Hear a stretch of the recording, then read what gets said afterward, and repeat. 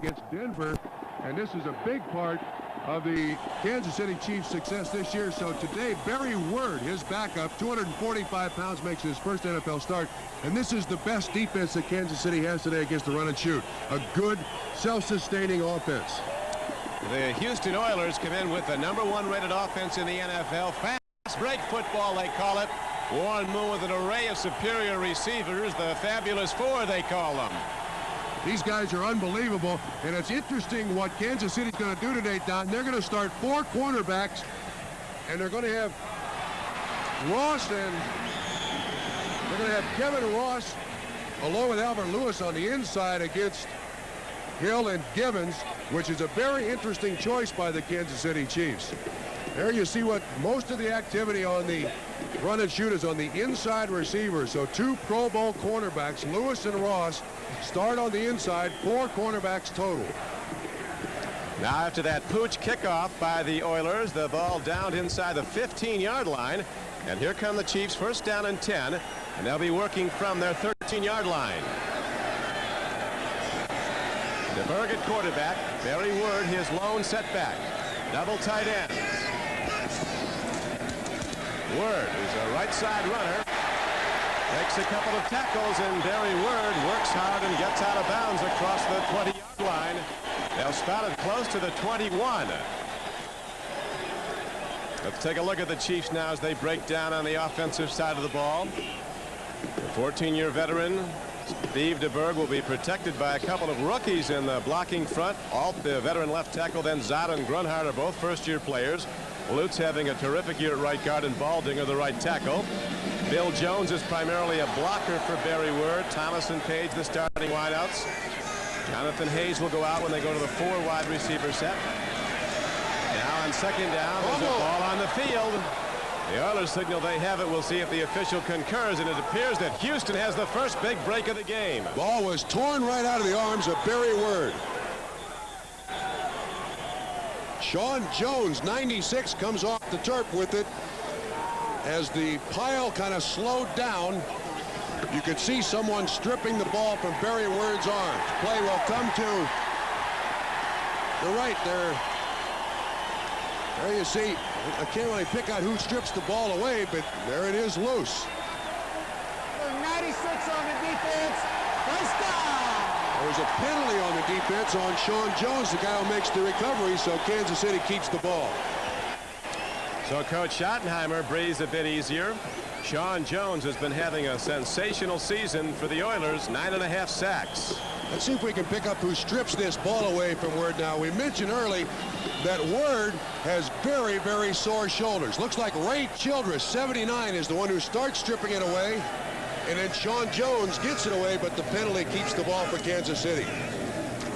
Back to Barry Word on first down, and again, he breaks ahead for yards, going off into the left side of the Oiler defense. Middle linebacker Al Smith, number 54, the leading tackler for Houston, makes the stop. Trump? You can see their choice at the outset. They're going to run a lot of run. This is the counter series. The running back steps this way, the linebackers go this way, then you've got a guard and tackle pull up through, and it worked. Barry Word, when we talked to him yesterday, I said, how many times would you like to carry it? He said 25 or 30. Well, he's carried it 4 straight times already. Well, they told us yesterday, as you know, Trump, that they're going to try to power the ball right at Houston. Try to stop the Houston run and shoot offense by keeping it off the field. Now, a nice play fake. DeBerg gets it off to his tight end, Jonathan Hayes, and he's ahead for what appears to be a first down.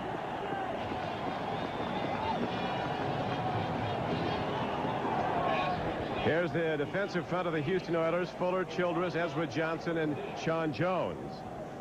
The backers are Meads, Smith, and Grimsley, Richard Johnson and Chris Dishman at the corners, McDowell and Kennard are the safeties. When they go to the dime set, the extra DBs that come in are Steve Brown and Patrick Allen. This is exactly what Kansas City wanted. Very high percentage, low risk, move the chains offense against this defense. That was the first pass, a short play fake pass. Chiefs getting a break early. They lost the ball, but the play was negated. Now a handoff, and Oilers fill very quickly to make the stick on Barry Word, a 240-pound runner, averaging over 5 yards a carry, 5.4 a pop. A comeback story. If you're not aware of Barry Word, he was a high draft choice of New Orleans. Made a mistake, was in prison in Morgantown, West Virginia for 4.5 months on a cocaine distribution charge. He's lived an exemplary life since. He wrote to 27 teams. Kansas City was the only one that responded, and he has been a terrific player in every aspect. Now the Chiefs with a 2nd down and 9. Blitz. Berg reading an out pattern, and both receivers, Trump, were breaking in. Rob Thomas and Stephon Page. There was an audible at the line of scrimmage, Don. We could see that very plainly, but the two receivers just run into each other. Somebody did not get the audible. Chris Dishman is the closest Houston Oiler. He makes an attempt at it. Of course, Steve DeBerg, sensational season, has not thrown an interception in 8 straight football games. In fact, DeBerg has only thrown interceptions in 1 game. In 12 of the 13 previous games, he has no interceptions. McNair now in the backfield. He's a good pass catcher, swinging out. DeBerg takes a look on 3rd and 9, delivers downfield. And Rob Thomas goes up but can't come down with the ball. Maybe the most sure-handed receiver, but he lost it. He had Kennard, the free safety, beaten. The terrific play faking Trump of Steve DeBerg freezes everybody. Excellent pattern run. You see the out and up by 81. It just confuses the defense, and then the number one responsibility of the receiver is, get open, but make sure you catch the football, and DeBerg can't throw it any better than that. Brian Barker, the punter for KC. The Ice Cube, Gerald McNeil, is back for the Oilers. Living dangerously. KC with excellent special teams. Certainly illustrated there. There was a loss on the return. A 45-yard punt and a -3-yard return. So the Oilers get the ball deep in their own end. Chevy's got this truck, S10EL. More mileage than the leading import for less money. I said that's more for less. I told Chevy, if you tell everybody about it on television, everybody's going to want to do it. The imports will see it. They'll say, hey, we want to do that too. Chevy will say, nope, can't. More for less. That's ours. Then the government will say, maybe we could give the people more for... Nah, more for less. What a concept. Now it's easy to win with the heartbeat of America.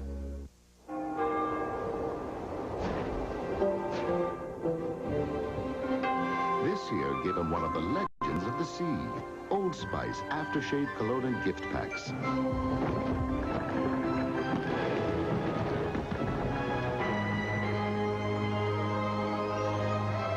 Now being shipped in time for the holidays. So give him the clean, classic scent of Old Spice and celebrate goodwill toward men. Hard to believe, but that was me, Dan Deerdorf, before I lost 40 pounds in 4 months with Ultra Slim Fast. Hey, I'm a big eater, but with Ultra Slim Fast, I never felt hungry. The plan is easy. I had a delicious shake for breakfast, another for lunch, and then a sensible dinner. I'm back to my college playing weight, and I feel terrific. Best of all, I'm not shaped like one of these anymore. Ultra Slim Fast. Give us a week. We'll take off the weight. When you look at the run and shoot, we've got Houston here on the offense, and we refer to something as the count zone. The quarterback, Warren Moon, goes to the line of scrimmage, counts those people from tackle to tackle. If there's 5 in the box, the run and shoot likes to run or throw the short screen. Now, if the defense's choice is to put 6 or 7 in the box, as you can see from tackle to tackle, the quarterback's choice then is to throw. So that's the first consideration for the offense of Warren Moon today. Counts people close to the line, and here comes the run and shoot with tremendous crowd noise to contend with. Moon, a timing pattern, out ball, and it's dropped. Jeffries had it and lost it. The stick was right on time by cornerback Stan Petrie, number 45. Well, now it's interesting. We were told by Kansas City that they were going to use bump and run pressure on the wide receivers, the run and shoot receivers all day long with 4 corners. First snap, you can see that there's no bump and run here whatsoever. This is a corner. This is a corner. This is a corner. And they run zone. Now we come back to live action. 2nd down and 10. Gibbons, 81, dancing in motion. Big rush. Moon delivers the fastball, again looking towards Haywood Jeffries, but it's low, and now it's a long ball offense coming up for the run and shoot. It'll be 3rd down and 10 as we look at the Houston Oilers as they break down on their offensive line. Some great players there. Maggs having a very good year. Munchak's a 5-time Pro Bowl player. Kennison at center. Bruce Matthews, an annual Pro Bowler. And David Williams, a former #1 from Florida. Lorenzo White, the running back behind Warren Moon, has really been coming on. Over 100 yards in 2 of his last 3 games running the ball. Jeffries, Hill, Gibbons, and Duncan. Kansas City now with 5 defensive backs, and you can see how quickly this run and shoot offense has started throughout this season. Run and shoot needs 10 yards here. Downfield throw, and a connection is made, and the Oilers have a 1st down. And for 3rd straight play, the ball has gunned out to Haywood Jeffries, and this time he makes the connection with it. It's a good play for a 1st down, 16 yards, but Jeffries was shaken up, and he's all right. Looked like Petrie dropped the coverage. You see, again, with the cornerback looking in at the quarterback, you know that it's zone coverage, and Petrie just gives Jeffries too much of a cushion. See, that's one of the things about the run and shoot. You make your choice defensively who you're going to cover. The run and shoot can sit there and look at it and find the open receiver. Jeffries is a former #1 draft choice of North Carolina State. He's the biggest target, over 6'2".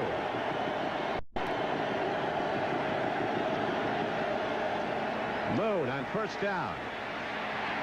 Again, he gets it downfield to Jeffries, who's inside the 45 and inside the 40 and down to the 35-yard line of Kansas City. So Warren Moon, whose team was blown out here last year, losing 34-0 to the Chiefs, comes out with the hot hand. The only guy that Warren Moon has looked at so far is 84. Petrie again, very poor coverage. And all these receivers for Houston, they get open, but they are excellent runners of the ball after they catch it. That's a 30-yard pickup. When they spot the ball, it is indeed a 30-yard pickup. And the ball is positioned at the 35-yard line. No score 1st quarter, but the Oilers moving it nicely after a couple of errant throws to start the game. White blasts ahead, and Lorenzo White has 12 yards and another Oiler 1st down. So one of the things, Trump, that Houston's doing with all this offense early is taking a very demonstrative Kansas City crowd out of the game, at least for the moment. Yeah, once again, the quarterback counts in the box, and you can see right here there are 4 guys there, so they run the trap up the middle with Lorenzo White, who in the last 4 or 5 weeks has been an emerging star for this run and shoot offense. Early part of the season, all you worried about is the receivers. Now you got to worry about the run part of the run and shoot too. Oilers already in field goal range. 1st down throw in the end zone. Touchdown. Coming down with the ball is Tony Jones, the fastest Oiler, a Longhorn from Texas. And the Oilers go on the board first with a 24-yard scoring throw, the 30th touchdown pass of the season for NFL leader Warren Moon. The Kansas City Chiefs had 6 defensive backs. You see Cherry 20 in zone coverage, but Warp Speed Jones just outruns J.C. Pearson. Now, Houston has already recognized that the starting cornerbacks are on the inside, so their choice is go to the outside receivers. Another feature of the run and shoot. There's just no way to stop everything out there. And there's an awful lot to look at, and now the point after by Teddy Garcia is up and good. Garcia has been a very effective place kicker since joining the team. Tony Jones now has 5 touchdown receptions in this his rookie year.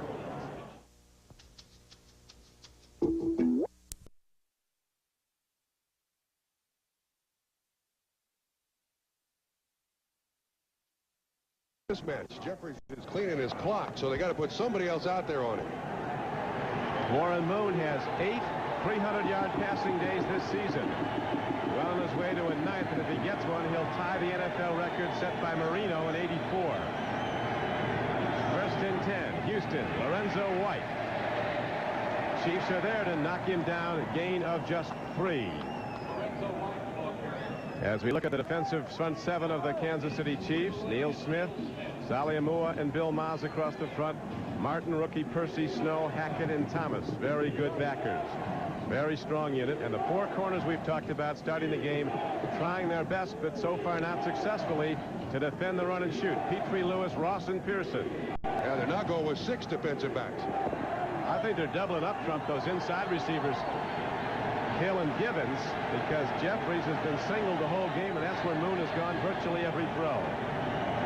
Excepting the touchdown throw to Tony Jones. And now with markers down, Warren Moon goes down at the 42-yard line. That's offside against Kansas City. Neil Smith, huh? Yeah, Moon called the audible, and it looked like Lorenzo White did not get the call. He went the wrong way. Haywood Jeffries with a big start. 3 catches for 60 yards. Warren Moon has hit 4 of 6 throws for 85 yards and a touchdown. Well, you can see the right tackle rock back a little bit. I don't know if they'll call it, but it's David Williams, 73, and that drew Neil Smith off the line of scrimmage. Now the officiating crew is going to decide who's going to do what. That was definitely on Williams, it looked like from here. Red Cashin is the referee. Yeah, but see, Don, when an offensive lineman is in a 2-point stance, he can move if he's set a second before the ball is snapped. Neil Smith jumped off sides. There's Jack Pardee, the head coach. This team, by the way, Houston, the most penalized team in the NFL, number-wise, not yardage-wise. But now watch the offensive tackle. See him just rock back, but when he sets again, that should be legal from a 2-point stance. Illegal motion. Number 73 on the offense. Good call. So a big 300-pound offensive tackle, David Williams from the University of Florida. And you see the penalty yardage. And that'll set the Oilers back a bit. They lead the game 7-0 with 6:40 to play in the first quarter. 24-yard touchdown throw. Warren Moon to rookie Tony Jones. 73, that penalty is declined. They're down. The 58 points the Oilers scored last week in routing the Browns, the most ever scored by a Houston team. Coach Schottenheimer's team is in the throes of a win streak.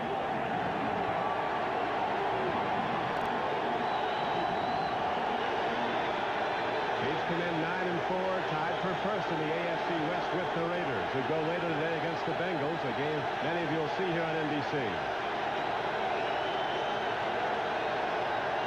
On 3rd and 14.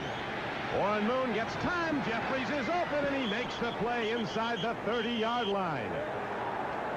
Deron Cherry, a 6-time All-Pro safety, came across and made the hit.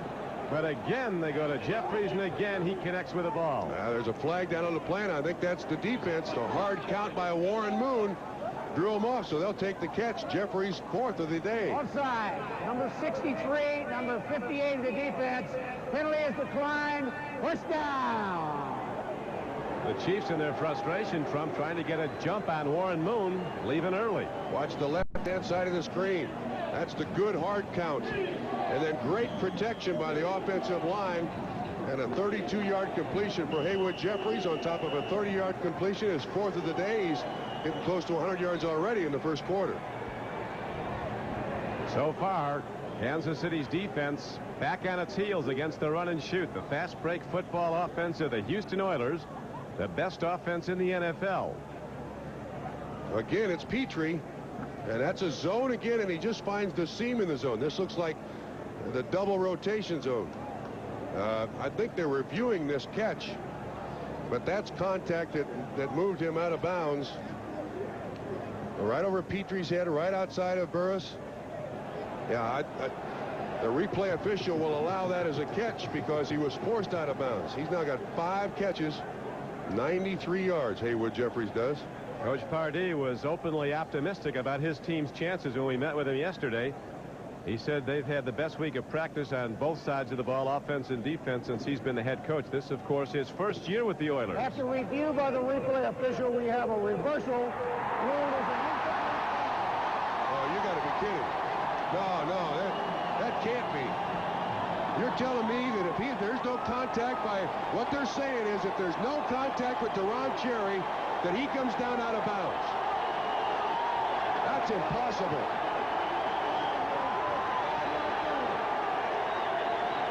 We can look at that all day.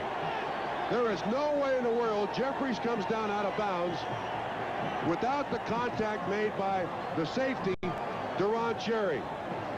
Haywood Jeffries is furious, and from every indication on the replay, he has every reason to be. Watch. All right, does he have control of the football? Yes. Oh, that's got to be a catch. That has to be a catch. And this is a perfect instance for the instant replay to look at it, and that cannot be overruled.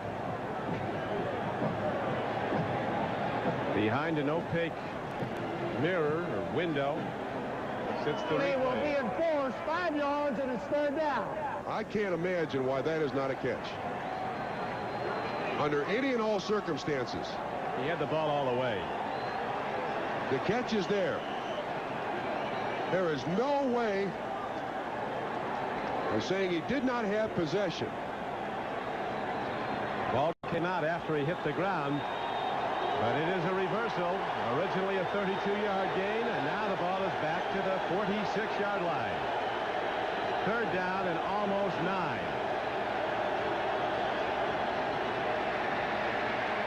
Boom. Taken down, the free ball. And the Chiefs have it.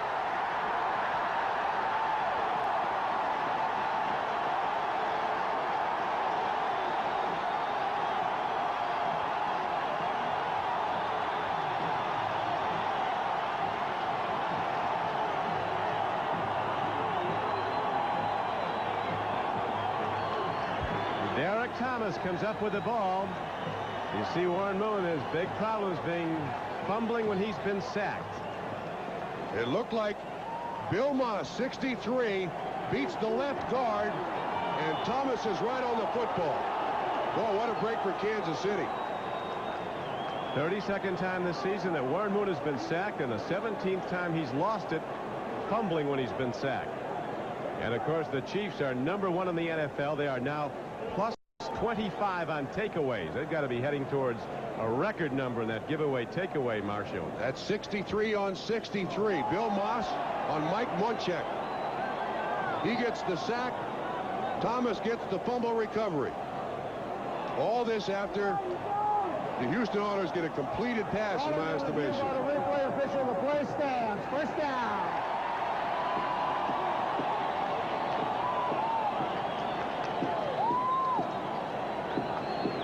Kansas City has been given a real break here. They've got to take advantage of this.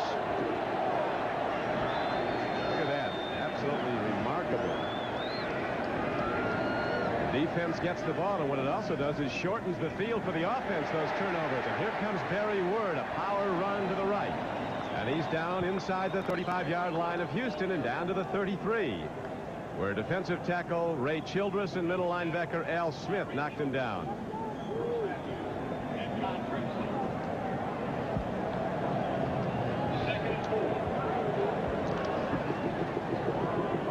Word is playing with a couple of sore shoulders.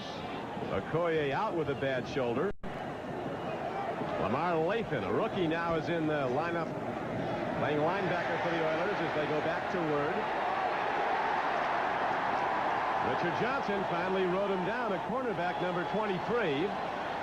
Getting some big blocks from Lutz, the right guard, and Baldinger, the right tackle, along with Jonathan Hayes, the tight end. You know, Don, in talking to the Chiefs offensive coaches, they're certainly going to miss Christian Okoye, but they like Word because he bounces it more. He's a little more mobile than is Christian Okoye. Okoye is a load straight ahead. Word gets outside a little better. Back to Word, and another marker comes in. Fired in by the umpire, who stands in there with the linebackers looking at the quarterback, and a holding call often against the tight end. An offensive holding call is signaled by Red Cashin. Ezra Johnson was on the tackle, the 14-year veteran, number 90, former Holding, Packer. number 72 on the offense. That time they got Still the right first guard, down. David Lutz. He's got Ezra Johnson, number 90. Just grabbed a hold of his arm there, it looked like.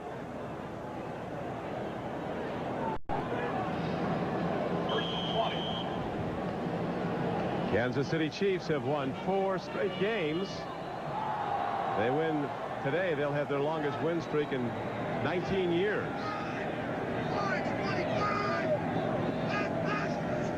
First down, back to Word. He takes a stick hard from Al Smith. The Oilers' #1 tackler, the big middle linebacker, a 450-pound bench presser, Al Smith. Second down arises now for the Chiefs as we look at the 10-minute ticker. Miami and Seattle now tied up 3-3 at Joe Robbie Stadium. Tampa Bay continues to lead the Vikings 7-0. Dallas scored on an Emmitt Smith run. Extra point no good. Jets scored an O'Brien pass. And here at Kansas City, the Oilers scored on their first possession, marching downfield. Warren Moon to Tony Jones from 24 yards out. 7-0 Houston. Kansas City with second down and 20 coming up. Pressure was on quarterback Steve DeBerg as he was looking again to Rob Thomas. Johnny Meade's a blitzer putting some heat on.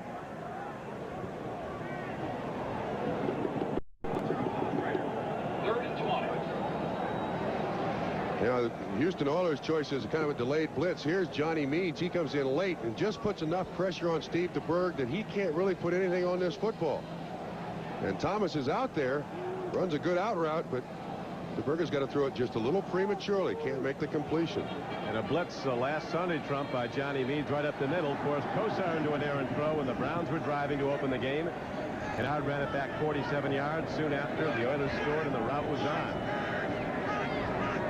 Third down at 20. Marker's down all over and the play's whistled dead. Sean Jones gets a shirt full of Steve DeBerg.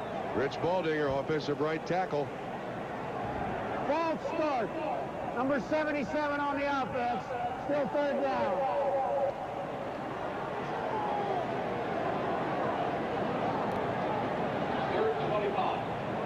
You can see him move prematurely, of course. Now, when you're up in a two-point stance in the tackle in these obvious pass situations, you're hoping to hear the snap count, but sometimes you don't. And you want to get a jump on anybody that you got to pass protect out there, and that's why they come out of that stance a little early. Elway and the Broncos had real problems running their offense last week here at Arrowhead because of the crowd noise. DeBerg on 3rd and 25. And down goes Steve DeBerg at the 46-yard line. William Fuller with a bull rush. A power rusher from the left end position. Gets his 8th. Now he has 8.5 sacks this season. Now, it's interesting. We just saw a penalty on the right tackle Baldinger because he was quick off the ball. And this time Fuller runs right around Baldinger and makes the sack. He wasn't even touched by Baldinger. 4th and 31 sends out the punter. Ryan Barker hits it downfield. Barker down again in the backfield. Right around where the ball was punted. Yeah, that's running into the punter, but that's only a 5-yard penalty. Said no first down, Red Cash. You could see him mouthing that. Defenses will gamble and go for the block when it's a long yardage play because they can take the chance, run into the punter. It's not ruled a foul where they injured him. Then it can be a first down if it's a personal foul. If it's just running into him, it's 5 yards. That's correct. Running into the kicker, number 51 on the defense. Invalid fair catch signal on the defense. So they kick it again. McNeil was very late making his fair catch signal. Marty Schottenheimer is trying to officiate there. There's the very quick fair catch signal by the Ice Cube.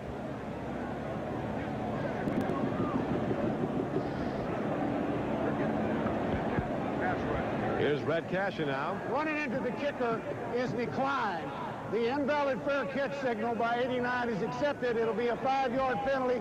First down. Okay. Chiefs will take field position. Ball will be positioned inside the 20-yard line when we come back. These people are about to become winners during Chevrolet Geo wintertime. Sir, what is the best-selling line of cars and which trucks are more people switching to? Starts with C. Chevy. Brilliant. You can win with cash back or low financing. Miss, who has the most fuel-efficient line of cars and trucks in America? I know this. Getting to know you. Gee, oh. Yes, Geo, you can win with a first-time buyer bonus. I knew that. You too can be a winner during winter time at your Chevy Geo dealer. Fathom Cologne. For men of motion, whose emotions run deep. Fathom. For men of motion, whose thoughts run deep. Fathom. For men of motion, whose feelings run deep. Fathom. A fresh, new, thrilling cologne. Fathom for men whose emotions run deep. Fathom. Cologne for men. They say drink plenty of fluids. Swallowing's total pain. To stop sore throat pain fast, Advanced Formula Chloraseptic has the power of phenol. It penetrates nerve endings to work on contact, so it gives the fastest relief. And nothing lasts longer. Advanced Formula Chloraseptic works fastest, and nothing lasts longer. For fast relief when you're away from your spray, also try great-tasting Chloraseptic lozenges. The Bengals. The Raiders. Boomer and Bo. Next. The Houston Oilers begin their second drive now. Their first went right down the field for a touchdown early in the first quarter. This one starts deep in their own end. Actually, their third drive. Last one, the fumble turned it over. First drive took it into the end zone, and now Warren Moon goes to the run and shoot again. Timing pattern down the sideline. On the fly is Tony Jones, and he's ahead for a gain all the way out to the 38-yard line. This kid just blows by cornerbacks. Kennard says you don't know how fast he is until you line up and try to run with him. It doesn't show up on film how fast he is. Well, I can't imagine why J.C. Pearson is not trying to get a bump on this kid. Just to slow him up a little bit, just maybe to get him off stride. But it looks like Warren Moon has already determined who he's going to, and Jones beats Pearson again. All the outside receivers in this run and shoot going up and down the field for Houston. Tony Jones isn't big, 5'7". Those short legs and really piston pump down the field. Here's a quick out now. They're looking at Drew Hill, and Warren Moon under pressure had to release the ball quickly. Now, while we have a moment, let's go to New York and NFL Live. Here's Bob Costas. Bob. All right, Don, the Jets lead at home over Indianapolis 14-3. Here's the first of their 2 touchdowns. Ken O'Brien to the rookie out of Syracuse. Rob Moore off the play-action fake. Loads of time, gets him near the back of the end zone. Moments later, Brad Baxter scores on a 1-yard run. Jets 14, Colts 3. Thank you, Bob. 2:49 to go in the first quarter here at Arrowhead Stadium in Kansas City. Oilers lining up, second down and 10. Cooks formation, 3 wide receivers left. They go left. Haywood Jeffries has his man beaten, and he's not done as he's across the 45-yard line and down close to the 39. As Jeffries could be having a career day, just eating up the Kansas City defense. This isn't much of a route. I mean, you know, Petrie's not even looking at the quarterback. That's bump and run coverage. He doesn't get a very good bump on Jeffries, and I think Jeffries is now over 100 yards receiving. We're still in the first quarter. He is indeed. 4 catches, 105 yards. He's getting singled by Petrie, and Petrie can't match up. They're giving a lot of attention with some linebacker help on those inside receivers. Gibbons and Hill. First down, Oilers. Screen pass. Lorenzo White can't hold the ball. Aaron throw. White doing his best to get to it. He's a good pass catcher, Lorenzo White's caught 30 coming into this game. Seattle now up on the Dolphins 10-3 in the second quarter. Derek Fenner on a 2-yard touchdown run for the Seahawks, a fast-rising team. Miami, if they should lose, is still very much in the playoff hunt. The Bills went 12-2, as you know, yesterday. Jets extending their lead, as have the Cowboys. Cowboys leading by 10 over the Cardinals.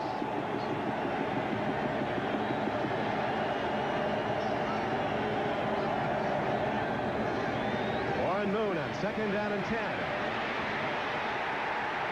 Sack number 18 for Derek Thomas. Second in the NFL to Bruce Smith.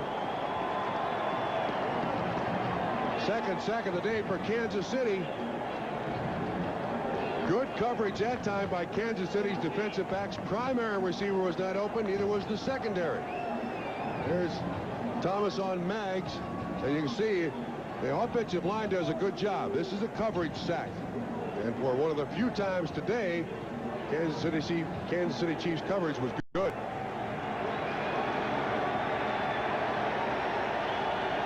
Now big down and a long down for the Houston Oilers. 3rd down, and they need 16.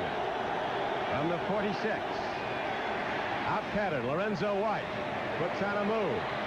But the Chiefs hem him in well short of the first down. He's taken down to the 38-yard line. Kevin Ross, the guy they call Little Marvin Hagler, the right side cornerback, 31. Not big, but he's tough. And Chris Martin is also on the play, and he appears to be down as Warren Moon is now over 4,000 yards for this 1990 season. That's the linebacker, Chris Martin. This is a little outlet pass to Lorenzo White. Good coverage again downfield. This is the way that Detroit uses Barry Sanders. You see Martin makes contact with his own player, Sali Amua. And Martin still on the ground. Marty Schottenheimer telling us yesterday that Chris Martin is one of the most underrated linebackers in the NFL. He comes into this game with 5 sacks for the Chiefs. He's recovered 2 fumbles. He's forced 2. He's a constant at outside linebackers. Coming up next, NBC Sports presents more great football action in Game 2 of our NFL doubleheader. Most of you will see the Bengals beat the Raiders in a battle of 2 division leaders. The Bengals need a win to remain in first place in the AFC Central, while Bo and the Raiders also covered a victory to hold on to a share of the lead in the AFC West with KC. Others will see the Chargers meet the Broncos. Check local listings for the game in your area. That's all coming up next, except for those in the Los Angeles area, here on NBC Sports. Now Martin finally getting up. Now one of the aspects of this run and shoot offense is how few times the punter for Houston, Greg Montgomery, has actually punted the ball. Now watch Sali Amua in 97 and Martin make contact. Whoa, that's a heck of a headshot right there. And Martin very slow in getting up. He appears to be all right. As I said, Greg Montgomery with just 27 punts on the season won't even qualify for the punting numbers, and he has a Pro Bowl clause in his contract. He won't even make the list of punters eligible for the Pro Bowl. This kid's one of the best there is in the league. Yeah, almost 45 a try. J.J. Burden is back deep now for Kansas City, standing at his 10-yard line. It's a 7-0 game with 38 seconds to play in the first quarter. The clock running. Houston in the lead. Too much time taken by Houston. Well, the way Montgomery hits it, Trump, he probably wants the yardage off. He can boom it a long way. Sometimes the defense will refuse it. Delay of the game by the offense. Still 4th down. Every time you punt against Kansas City, you got to identify where Albert Lewis is. Chiefs have blocked 6 kicks this year. And Lewis is the main blocker. He's out wide left right now. That's Albert Lewis, number 29. Looking to block on Dishman, who's going down to cover the punt. Nicely hit by Montgomery inside the 5. It takes a hop up in the air and stays in bounds, but it's going to be a touchback now. Bo Orlando played it perfectly. Chris Dishman took it into the end zone. Bo Orlando came back out of the end zone. He could have downed it at the 1-foot line.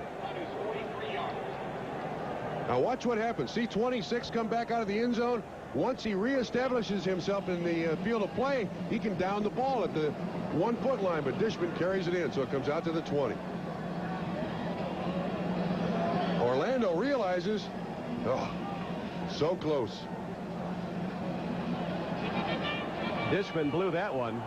That was perfect special teams play by the Oilers till Dishman grabbed it and ran it in. for reasons known but to him. It is now first down and 10 for Kansas City. Word running right again and taken down at the 22-yard line.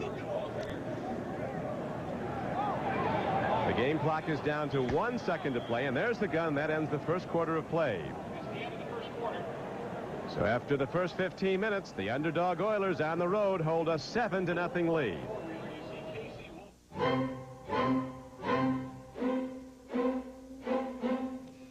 Some people see shaving as something you do for 3 minutes a day.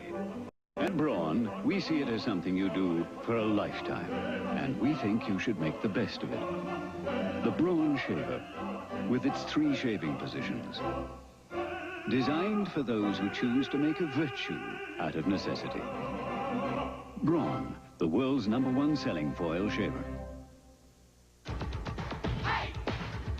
When you're out street hiking, you better know how to read the terrain. Do your best to preserve the wildlife, because street hikers don't just walk, they hike. Fresh shoes, Joe. You know, Ace is a place for all kinds of holiday stuff. From the tree and all the trimmings to the right stuff to put under it. This Ace Ultra-Brute flashlight with alkaline batteries, only $366, and a Polaroid high-grade video 3-pack, just $888. When it's time for ho, ho, ho, Ace is the place for me.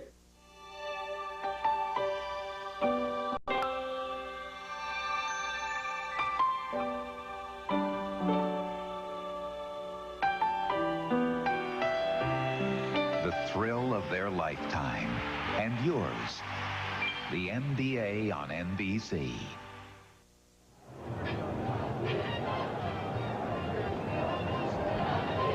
Barry Word has been a big load for the Kansas City offense. He's run the ball 7 times for 30 yards. There's his mom, Patsy Word, up from Virginia, watching her son on his first starting day in the NFL for the Kansas City Chiefs. As mentioned earlier, Christian Okoye is not in uniform, out with a bad shoulder. Kansas City game plan was to power the ball with Barry Word getting carry after carry and try to keep the run and shoot off the field. The run and shoot has been out there long enough to build a 7-0 lead. And the razor-sharp passing of Warren Moon, the TD Tony Jones in the first quarter. Word again on second down. And there's a loss of a couple of yards, a 2nd and 6 play. Barry Word now bound outside his 20-yard line. It'll bring up 3rd down and about 8. So linebacker John Grimsley was the first guy to get him. Don, this is the best rushing defense in the American Football Conference, the Houston Oilers. And they this year have gone to a 4-man front, and they kind of offset their linebackers. And because of that, they're in pursuit. There's Mom. She's seen him carry the ball a lot. Yeah, she's going to root for him no matter if he makes 20 or loses 2. Well, she's had a lot of sons that are good football players.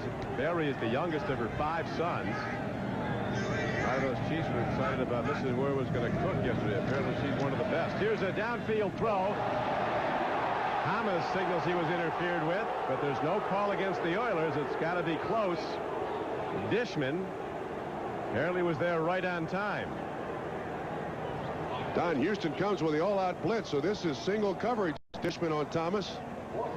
He cuts out. Boy, it does look like there's contact there, but no flag. Incidental contact. Both receiver and defender going for the football.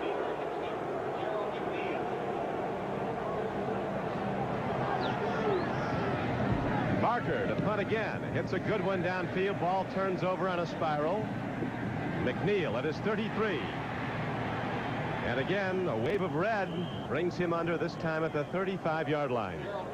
Martin, who is shaken up, right back in there to make the tackle on special teams. So the run and shoot. Moon ready to pull the trigger coming out. No matter where you look, there's Mazda. We're introducing new products like the Miata, setting new sales records, winning the respect of the automotive press, and winning awards for both quality and customer satisfaction. But most important, we're making thousands of people feel just right. Wild thing. It is a wild thing. Oh, come shout and sing, join in the ring. It could be queen or it could be king. You go your way and I'll go mine. As long as you just make it fine. Good times roll with the clean, fresh taste of Bud Light. It won't fill you up, never let you down.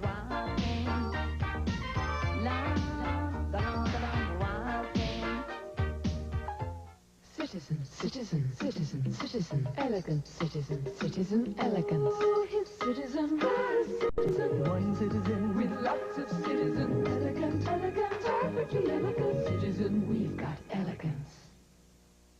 This is how easy it is to collate a mailing on an IBM laser printer. And how easy is it to collate with our major competitor? Probably now isn't the best time to ask. IBM laser printers. Suddenly, nothing else measures up. Houston Oilers defensive coordinator Jim Eddy riding fiercely on the sideline there. He's a great series selling to his defense. He's identifying 1st and 10. They went 2-1-2, which is 2 wides, 2 tights, 1 running back, trips. 2nd and 7, same formation. 3rd and 7, 4 wides. He's telling his defense what they're seeing out there. That's, you know, Eddy is a very spirited guy, as you know, Trump, and a very underrated part of this Oiler team. They're number 1 in offense. You all hear about that, but they're also number 8 in the entire NFL on defense. And the Oilers are number 1 in defense against the run. Lorenzo White. Good move as White takes it to the 40-yard line on a 1st down carry. He got 4. Cornerback Kevin Ross, number 31, tackled him. Kansas City's doing an excellent job here of confusing the count by Warren Moon. We talked about the count zone or in the box. Watch what happens when this guy jumps out, this guy jumps in. They're going to call the run, but they've got too many guys to block there, and it ruins the play. See, they've got 7 guys at the line of scrimmage, and that's why the run gains very little yardage. 2nd down and 5 where the ball is spotted now. Should throw here. Moon timing throw. He's got a man on the dead run as Curtis Duncan inside the 35-yard line. They'll start him down at the 35 as Warren Moon makes another perfect throw. Absolute excellence delivering the ball. Tight spiral, a perfect lead. No bump here by J.C. Pearson. He lets Duncan go. If you're going to pressure these guys at the line of scrimmage or run man-to-man, you've got to get a bump on them just to take them off stride. Duncan gets up limping a little bit. Tony Jones is in the ball game, but the outside receivers in the run and shoot just tearing up this Kansas City defense. Houston looking as good as they can. Should run. They can look great. Run it is, Trump, as they made the count inside, and now Lorenzo White cuts back, and he's going to get a 1st down carry, but yet a marker comes in after the play. J.C. Pearson, a cornerback, finally ran him out. White's a big back, over 220 pounds, but very quick with a lot of speed, and he likes to get the ball a lot.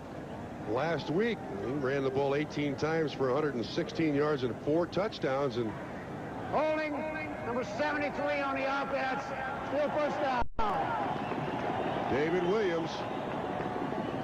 Again at the line of scrimmage, the run and shoot counts people from tackle to tackle. You count them at the line of scrimmage. I count 1, 2, 3, 4, 5, and they believe they can block them and run, and that's what they attempt to do. Lorenzo White on the big cutback, but right at the end of the play, David Williams caught on the hold, so it's 1st and 20. Very good 2nd look at how it operates. Our producer today for NBC is Terry Ewert. Our director, Andy Rosenberg. Executive producer, Terry O'Neill. We're coming to you from Arrowhead Stadium, Kansas City. Warren Moon drops to throw on 1st and long, and he's on the run. He can go. And now Moon wisely takes it down at the 40-yard line. Gain back about 6. Bring up 2nd, close to 14. You can see Moon again. He already knows his intention, but the coverage is good, so he's got to come out of the pocket. And then smartly he goes to the hook slide. I want to make contact with Kevin Ross, Chris Martin. See the total offense. The Oilers dominant. Their lead is 7-0. We have 11:20 to play in the 1st half. Don Criqui with Bob Trumpy at Arrowhead Stadium. Oilers were beaten here last year by the Chiefs 34-0. Moon, another perfect throw. This time Givens comes down with the ball. They'll start his forward progress at the 33-yard line. Short of a first down. First catch by one of the inside guys today, Don. We're told the ticker's coming. Is that the ticker? There's the ticker, 10-minute ticker. And New Orleans still trailing Pittsburgh now, 3-0 in the second quarter. Seattle an underdog leading at Miami. Tampa Bay extending its lead over the Vikings to 13-0. Dallas still up by 10. Jets still up by 11 over the Colts.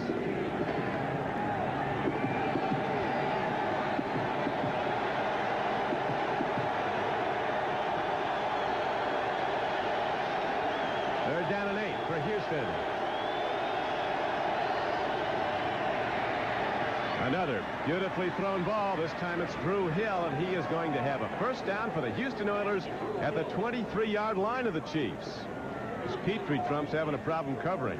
Yeah, that also, Hill came from the inside, and Kansas City made it appear to be man-to-man and then dropped back into zone.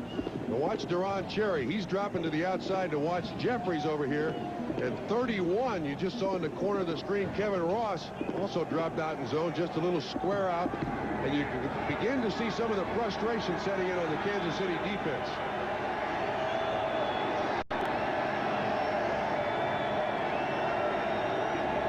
Should throw. Whoa. White on a delayed draw to the 20-yard line. Making the stop was Derek Thomas. Yeah, again, Don, Kansas City very late in moving guys up to the line of scrimmage, and the count was wrong for Warren Moon after he made the audible.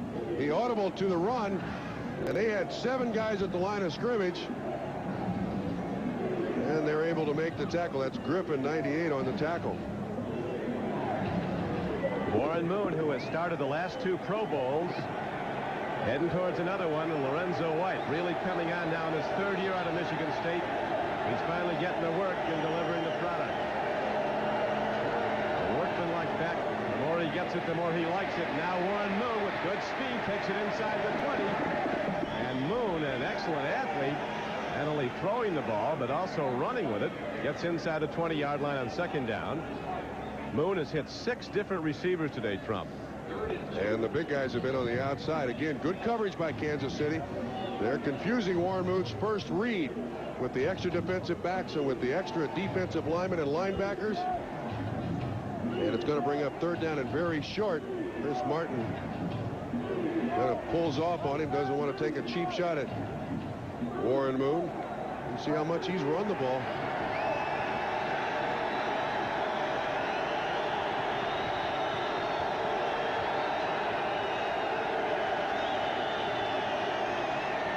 Moon with a timing throw to Gibbons and an out pattern. Moon is able, one of the few that's able to throw accurately off his back foot. He's almost impossible to defense. Especially in his offense. He makes decisions so quickly. The 4 wideouts break. He takes a look, checks them all, and zing, the ball's there. That's the first true blitz that I've seen Kansas City run today. 58 Thomas on the outside. And again, giving Warren Moon a misread, results in the field goal attempt by Garcia. He's hit 6 of his last 7. Drives this one through effortlessly. And the Houston Oilers extend their lead over the favored Kansas City Chiefs to 10-0 with 8 minutes and 13 seconds left to play in the first half. What is the image of a rebel? These are the images of a rebel. Canon's revolutionary new autofocus EOS Rebel. So easy to use, you can stop taking snapshots and start taking photographs.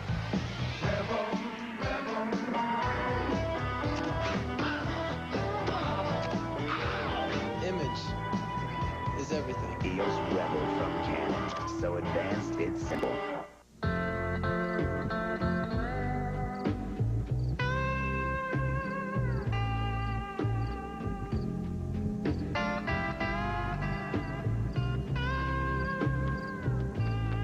It may have been 30 years ago, or just yesterday, a roadster caught your eye, and you've never been quite the same. The Mazda Miata. It just feels right. One day there was just too much gray. I thought, should I or shouldn't I? I didn't. I was afraid it might look phony. I wanted natural-looking color, and I wanted to do it right, with no pouring and mixing. Nobody else could give me what I wanted until Clairol Option Instant for Men. I figured if it's from Clairol, I could trust it. I could. I went from gray to my natural-looking color in 5 easy minutes. My hair looks great, feels great. When I look in the mirror, I don't see gray. I see me. Do it right with Option, also in gradual formula.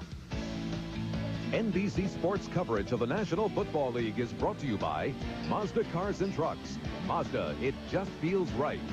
By Canon, photographic consultant to the National Football League. By Hickory Farms, the gift everyone loves to get. And by Bud Light, everything else is just alike. The Houston Oilers, in a game that their all-pro defensive tackle Ray Childress called the most important I've played since I've come here, have taken a 10-0 lead. Now the kickoff. Todd McNair runs it back. He's a good make-a-miss kind of runner, big, but he has a stutter step. And finally, Eric Fairs, a linebacker for the Oilers, knocks him down across the 25-yard line. So far in this game, you can see the frustration of the Chiefs offense, but they've had their chances. They had Rob Thomas open, and he couldn't make the completion. And they also had Jones out in the flat, and they couldn't make the completion. And you can't run this against the Houston Oilers in the run and shoot and expect to compete. There's Christian Okoye on the sideline. What a terrific player. What a terrific person. Unfortunately, and no one's more disappointed than he is, he can't help his Chiefs today on the sideline with a bad shoulder. High set now. They go to a power run formation. Word with a lead blocker, and Barry Word carries again for plus yardage out to the 34-yard line. Al Smith got him. Don, you mentioned that Kansas City goes to the power run formation. They don't have any choice. This is their style of offense. They're running to the two tight inside. 85 is Jonathan Hayes. 87 is Alfredo Roberts. And they have to stay with their game plan, which is the power run game, and then hopefully they can get the play action pass, a deep throw to Stephon Page to get back in the game. Second down and short. See what DeBerg does here. Late call that quarterbacks like. He hands off. And it looks like it'll be very close to the first down as again they go to Barry Word. He is hit by a couple of linebackers, 57 Lamar Lathan and the omnipresent 54 Al Smith, the middle backer. Al Smith is coming off with an injury. Something wrong with his hand or wrist or something. He's coming to the sideline. Meads is going back in. That's it. Tough guys like linebackers, when they walk off the field like that, defensive coaches cringe. It takes something that really hurts to get him off the field. Now the Chiefs break the huddle with the ball at their 37. They've not sustained offense yet today. They've not had a sustained drive. They've not been close to points. Word runs it again, takes on tacklers, and gets out to the 43-yard line. Grimsley, a veteran linebacker from Kentucky, who doesn't get much acclaim, but he makes those consistent plays, always in position. Number 59, John Grimsley. Watch the hit that Word puts on him. Grimsley gets off the block. Boom, right there. Boy, they both stand up straight. That's some of that 1-2. And there's Mom. She likes to see helmets crack. Word now 11 carries, 46 yards. He's raised a lot of those football players. He had a couple of brothers that played at the University of Virginia as he did. Barry Word all day long. It's a one-trick pony, this Kansas City offense today. Well, it has been when Christian Okoye has been the running back, too. Marty Schottenheimer is very, very smart here. Even though he's down 10-0, he's not getting out of his game plan yet. And I think there is a tendency down 10-0 to the run and shoot that you do get out of your game plan. See, Lutz 72 pulls, 43 Jones leads. Barry Word right up behind it for a nice first down pickup. Trump pretty soon they're going deep to Stephon Page.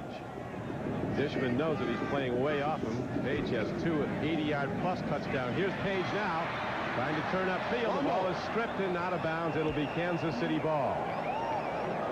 You called it. Yeah, they're good. He's just too big a threat to stay quiet. Stephon Page, he's caught touchdown passes this year from DeBerg of 83 and 86 yards. Just a hitch pattern run by Page. Just a little change up. This is almost like a long handoff. Dishman strips it loose, but it bounces out of bounds. Remains Kansas City Chiefs ball. And Page is trying to make a big play out of this. Good hand strength there by Chris Dishman. Kansas City down to the underdog Oilers 10-0 with 4:47 to play in the first half. Oilers scored on their opening possession when Warren Moon just carved up the pass defense of Kansas City, finally hitting Jones on a 24-yard scoring throw. Tony Jones. Looks like the play is going to be reviewed.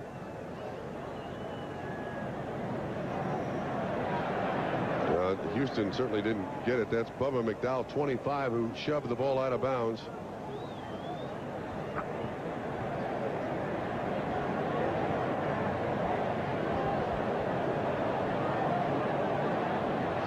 I'm not sure what they're reviewing, but maybe the spot where the ball should be marked.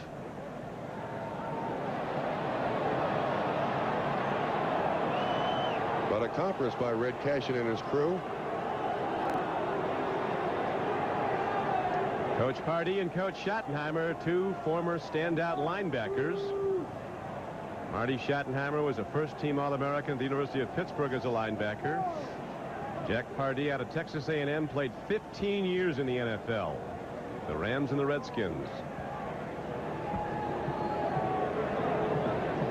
His second foot was down. It was definitely a reception and a fumble out of bounds.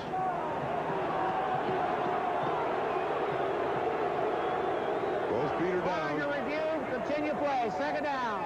Okay, thank you. Stays like it was, and the ball is positioned at the 43-yard line. Chiefs have it now, second down and 3. Our formation, the second back through it. Jerry Word heads down. He gets the first down. Lamar Lathan was on the play. Penalty markers down. Holding Kansas City. Oh, and you've got a conservative offense. Penalties are just death. Holding number 85 on the offense. Still second down. Tight end Jonathan Hayes. Second and 12. Joe Pendry, the offensive coordinator of Kansas City, and Marty Schottenheimer do not want to put this offense in a position where it has to throw. In order for this offense to function properly, they got to grind it out on the ground, get everybody cheated up to the line of scrimmage, and then hit the deep play action pass. Penalties just kill that. And this penalty sets it back down to the 47-yard line. DeBerg, an out pattern, makes the connection at the 44-yard line of the Oilers. Dishman was defending on Rob Thomas. There's been some changes on the scoreboard in other 1 o'clock games Eastern time.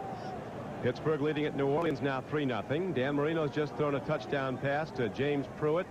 Dolphins and Seahawks tied 10-all in the second quarter. Tampa Bay under its new coach Williamson. Man who replaced Ray Perkins is leading by a substantial margin. Cowboys looking to go to 500 at 7-7 with a win today. In command of the Cardinals. Colts just got a touchdown throw from Jeff George, and they trail the Jets 14-10. It's 10-0 here at Kansas City. The Oilers on defense with the lead. Third down throw by DeBerg, and he overshoots his man on an in pattern. Emil Harry on a crossing pattern.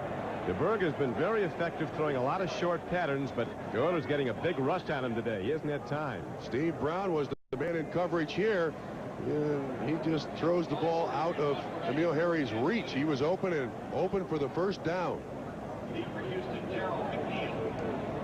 DeBerg, not good numbers to this point in the first half, Don. Not good numbers at all. And he's not happy about it. He told us yesterday he really believes if he doesn't throw interceptions, his team won't lose. He said, I've had games where I've not thrown interceptions and we've lost, but he said rarely. Fourth punt of the day now for Brian Barker of the Chiefs. McNeil back at his 10. Barker hits a high spiral, nicely placed. McNeil forced into a fair catch at his 8-yard line. So the Oiler offense comes back out, the long field to go, but Houston in command, 10-0. For naming the Mazda MPV best in class, we'd like to thank Car and Driver. For ranking it the most trouble-free minivan, J.D. Power & Associates. For naming it one of the top 10 import buys, Motor Trend. And for making the Mazda MPV the best-selling import minivan, we'd like to thank the Abbotts, the Ackermans, the Adisheks, the Agarans, Mazda, it just feels right. the Altons, the Ammermans, the Only one antiperspirant in the world helps keep you so dry with the cool, clean scent of Old Spice. Only one deodorant in the world has so many odor-fighting ingredients with the cool, clean scent of Old Spice. There's only one Old Spice. Thank you very much. Hickory Farms. It's the nicest thing that anyone's ever done for me. My delight is such. I'm deeply touched. I feel the joy of Christmas has begun for me. Thanks, Mom. At Hickory Farms, we have hundreds of delicious gifts for Christmas, all designed with one response in mind. Thank you very much. Hickory Farms, the gift everyone loves to get. Thank you. Citizen, citizen, citizen, citizen, elegant citizen, citizen, elegance. Oh, his citizen, citizen, one citizen with lots of citizen, elegant, elegant, average, elegant citizen. We've got elegance. NBC Sports kicks off a new year with a Hall of Fame Bowl as Clemson battles Illinois. Then Louisville takes on Alabama in the Fiesta Bowl. And it's a primetime showdown of the Orange Bowl as #1 Colorado battles Notre Dame to decide the national championship. New Year's Day, NBC is the place to be.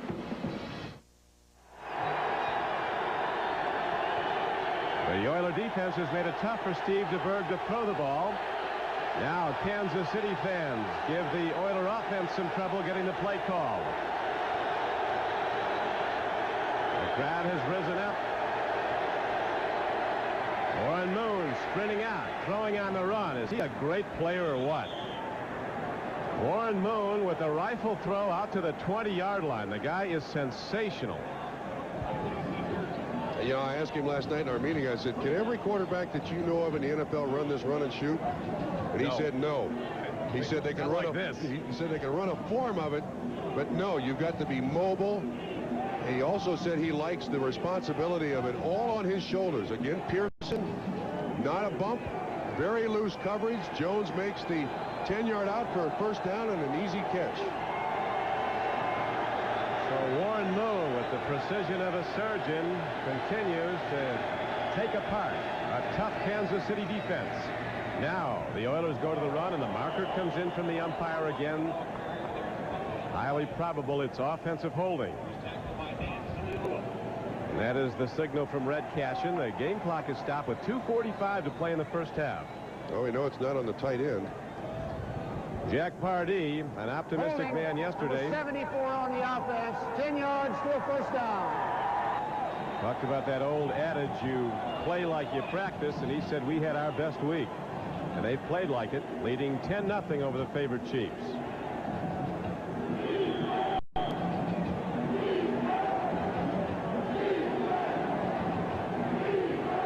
Tough start, putting in a new offense and new defense. Kansas City again going with 6 defensive backs, Don. Oilers sending 3 wide receivers to the left. Lower right of your screen. Here comes Lorenzo White. Well, he can do some things, Lorenzo. That was on a first down and 20 play.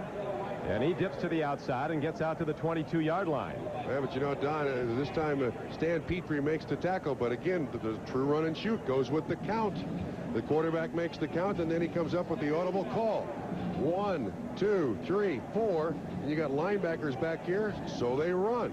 They're staying true to form of the run and shoot. You count in the count zone, and that's the play you run. See, they believe that their offensive 5 linemen can block your 5 defensive players and pick up a lot of yardage.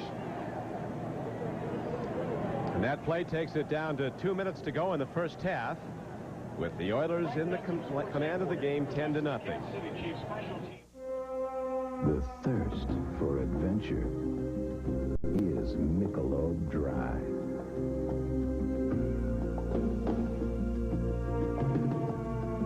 refreshing beyond the ordinary.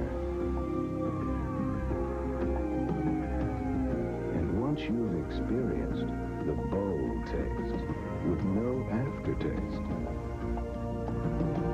there is no going back. He stirs in the land of dawning. He stirs now in the age of wandering. Now on the trail of beauty, he stirs. Introducing the new Navajo from Mazda. Motor Trend's 1991 Truck of the Year. It just feels right. Some people think it's a great idea for you to buy a second-rate antifreeze. Not all antifreeze is the same. Nothing beats Presto. And that's something you might appreciate down the road. Citizen, citizen, citizen, citizen, elegant citizen, citizen, elegance. Oh, his citizen, citizen, one citizen with lots of citizen, elegant, elegant, perfectly elegant citizen. We've got elegance. Today's NFL Live headlines, quarterback Jim Kelly of the Bills expects to be available for the playoffs. Will McDonough reports that Giant quarterback Phil Simms' foot injury may be more serious than first reported. Bill Walsh says if consistent, the LA Raiders are capable of winning the championship. We'll be joining Bob, Will, O.J., and Bill Walsh at halftime with scores and highlights, and they'll interview with Bengal coach Sam White. 2 minutes to go in the first half at Arrowhead Stadium. Oilers with the ball and a 10-0 lead. Eric Thomas is on the wrong side of the ball there. Yeah, see it once again.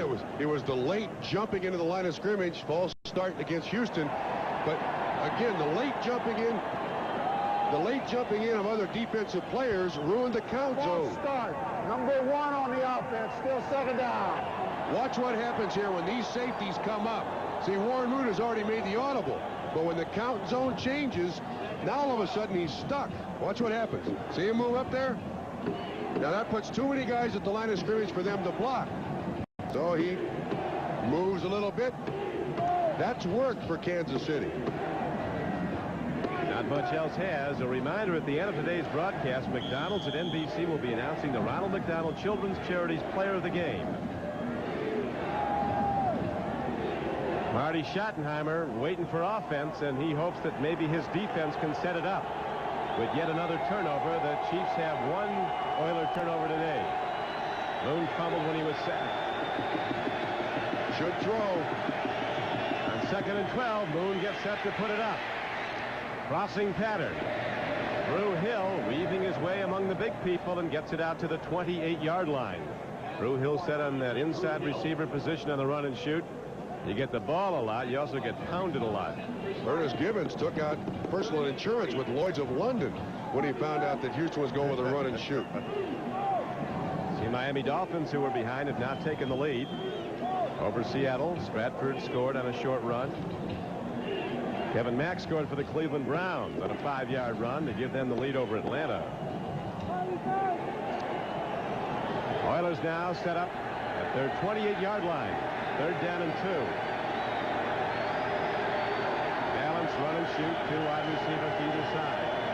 Lone setback is White. Good pass blocking. Sidearm throw to Lorenzo White. Chris Martin makes the tackle, but it's a first down for the Oilers.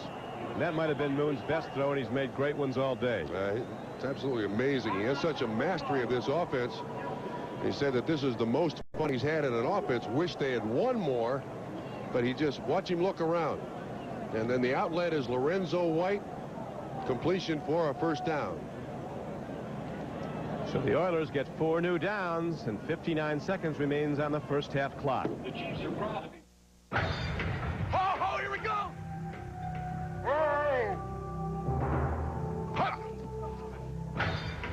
Good dust, baby.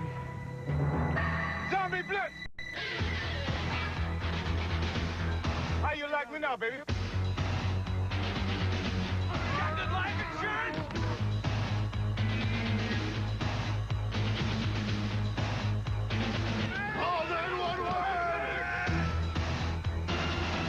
If you live near high-tension power lines and run household appliances, you stand a greater chance of getting cancer. Is electricity hazardous to your health? We'll find out on the next Today.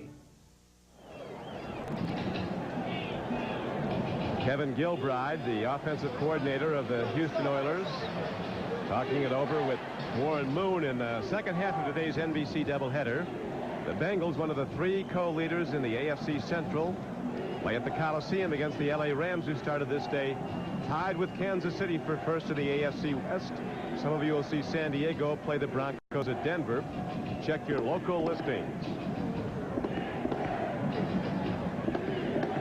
Kansas City, as you know, Trump came in with a defensive game plan of hitting Warren Moon. Got to hit the QB, but the pass blocking has been exceptional by Houston. And Warren Moon, when he's got a lot of time, takes the time. When he has none, he still makes the completion. Yeah, he's been sacked twice, and he has been somewhat confused by the defensive fronts moving in and out of the line of scrimmage by Kansas City, but he has hit those outside guys, Duncan, Jeffries, Jones, with great regularity in this first half.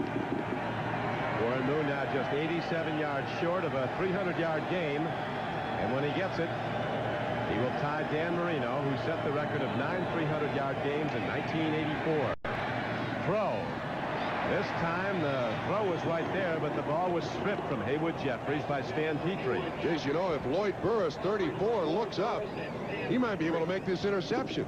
Instead, Burris goes for the big hit on Haywood Jeffries. Watch what happens when Jeffries goes inside. Now watch Burris. See, he's going for the hit. I think if he looks for the ball, he can make the interception there. It's interesting, Trump, the 300-yard game is not as important in the win column as you might think. This year, 300-yard passers, teams that have had one have won only 48% of the time. Teams that have had 100-yard rushers have won 83% of the time. Moon throws and hits Albert Lewis, the cornerback who was defending Drew Hill. There's a player, Albert Lewis. Pro Bowl after Pro Bowl, four block punts this season. He physically reminds me of Mike Haynes. Used to be the cornerback for the Raiders and the New England Patriots. Crossing pattern by Hill, and the stuff inside today for the run and shoots not worked. The bulk of their yardage receiving has been on the outside. That, of course, is where the Chiefs have their best cover men. Ross and Albert Lewis, the normal starting corners, have been playing inside, defending against the inside receivers. Third down and 10 with 50 seconds to play in the first half. They go to the draw, and Neil Smith plays it nicely. Defensive end Neil Smith, a rising star at left end. He was the #2 pick in the first round of the 1988 draft out of Nebraska. Now look what happens again with the Kansas City defense. They've run people in and out of the line of scrimmage, and this last second guy at the line of scrimmage is right at the spot where the run takes place. And of course now they've got 7 guys at the line of scrimmage. They have 5 offensive linemen from Houston, can't accommodate everybody, and they stop Lorenzo White for no gain, bringing up a punt. Second quarter, no score between Green Bay and Philadelphia. Also in the second. Sam White to the Bengals told us a couple of weeks ago, when everybody was tied then in the AFC, or 3 teams were AFC Central, that when you get right down to it and check everything out, the team to beat is the Houston Oilers. And they are really starting to rise up now. 58-point game against the Browns last week. A 10-0 lead this week. Now this is right where Albert Lewis has got to block a punt to get Kansas City back in the game. Lewis is lined up. That's him to the right. Just they pick him off, though. Montgomery hits a short punt, gets a big Oiler bounce down to the 22-yard line, and there are lots of Oilers there to hit J.J. Burden, number 88.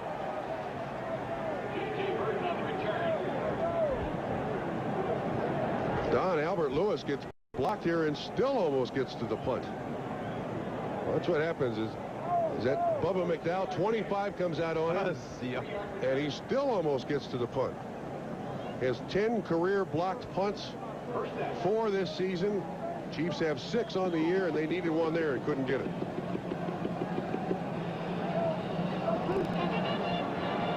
The Houston Oilers have played an exceptional game in every area of football. Offense, defense, special teams. They They lead the favored Chiefs 10-0 now as DeBerg sets right up in the shotgun with just 50 seconds. 32 seconds on the clock. Throwing a catch.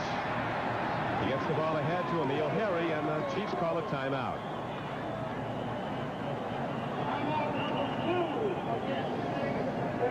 Just one remaining, trying to get it downfield. Kansas City, of course, has perhaps the best field goal game in the NFL with Nick Lowry. They'd like to get something up. He's made his last 14 field goal tries, Nick Lowry. Houston going with the 6 defensive backs. You see Harry, 86, top of the screen, just in the middle of the zone. 91 Meads makes the tackle. That's the problem with this conservative offense in a 2-minute situation with 4 wide receivers. They're still better when they run the ball and use the play action. As you look at Nick Lowry get ready. What does that do for you? He's made 14 straight. Put some don'ts in your do, that heavy air blower. Yeah, well, kickers, it's either too hot for them or it's too cold. It's never just right. Very good playing conditions. Wind not a factor. Temperature in the high 30s. Forecast of possible rain late in the day. So far it's been dry. Field is dry. DeBerg on first down. 26 seconds to go. Long ball. Man is open. It'll go for 6. J.J. Burden.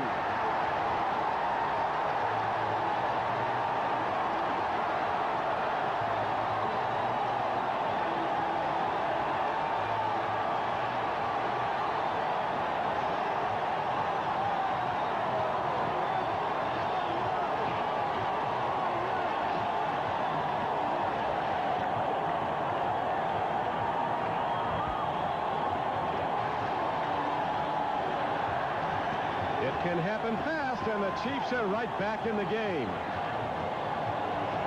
Boy, that's that prevent defense mindset. In the last 2 minutes of a half or a game, the defensive backs have one thought in mind: don't let anybody get behind me. And Bubba McDowell, the safety, was the closest man in coverage as Bird went by 62 yards and a score. We got to check that coverage, Trump. Disman was yelling at some of the coaches. It was not good. Extra point is up and good. So the Chiefs, unable to generate offense, all of a sudden hit a huge play. Let's watch. You can see Richard Johnson squats, and then Burden goes right by Bubba McDowell. That's totally on Bubba McDowell. He is blazing fast. Here's Burden. When this cornerback squats, the safety doesn't get out there far enough, and he just runs right by the it. Quarterback covering. Well, but that's the double rotation zone. Corner's up, safety's out. Right. The corner was Richard Johnson. He runs right by Bubba McDowell, a track meet that Burden wins for 62 yards. That is the only thing that Kansas City could do. That's a hope shot. You can't expect to get bad coverage like that with 25 seconds to go in a half or a game. And they get it, and they take advantage of it. So the 36-year-old quarterback, having his finest season, hits his 21st touchdown throw against just 3 interceptions. And the Chiefs, unable to move the ball throughout the entire first half, hit a 62-yard scoring play with 18 seconds to go in the half. And they're right back in the game, trailing the Oilers 10-7. You know, I got a feeling that when you play defense or offense, you got to know what's happening around you. Kansas City has just one timeout left. You know they got to try for the end zone. Bubba McDowell's got to be way, way deeper in coverage.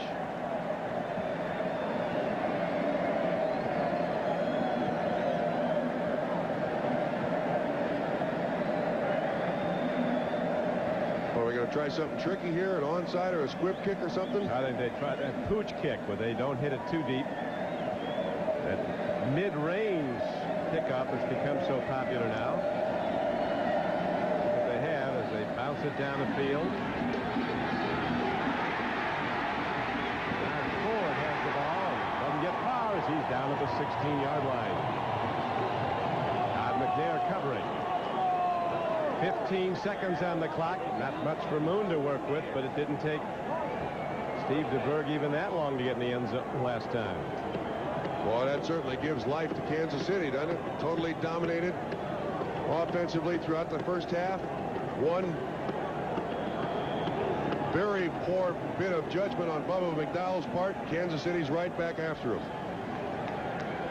And there was nothing arcane about what Burden did. He just ran the fly. Yep, no pattern at all, just a foot race. He won it. 10-7. Oilers with the ball in the 3-point lead. 15 seconds to go in the half. And at halftime, we go to NFL Live. Oilers go to the run and take it out to the 24-yard line. Alan Pinkett carries for the first time. So the Oilers apparently are going to be content to take their winnings, 3-point lead, go to the locker room. Marty Schottenheimer's team hitting the big play to get back in the game after the Oilers dominated on both sides of the ball through almost the entirety of the first half. So it's 10-7 at Houston over Kansas City at halftime. Now we go to New York and NFL Live. Bob?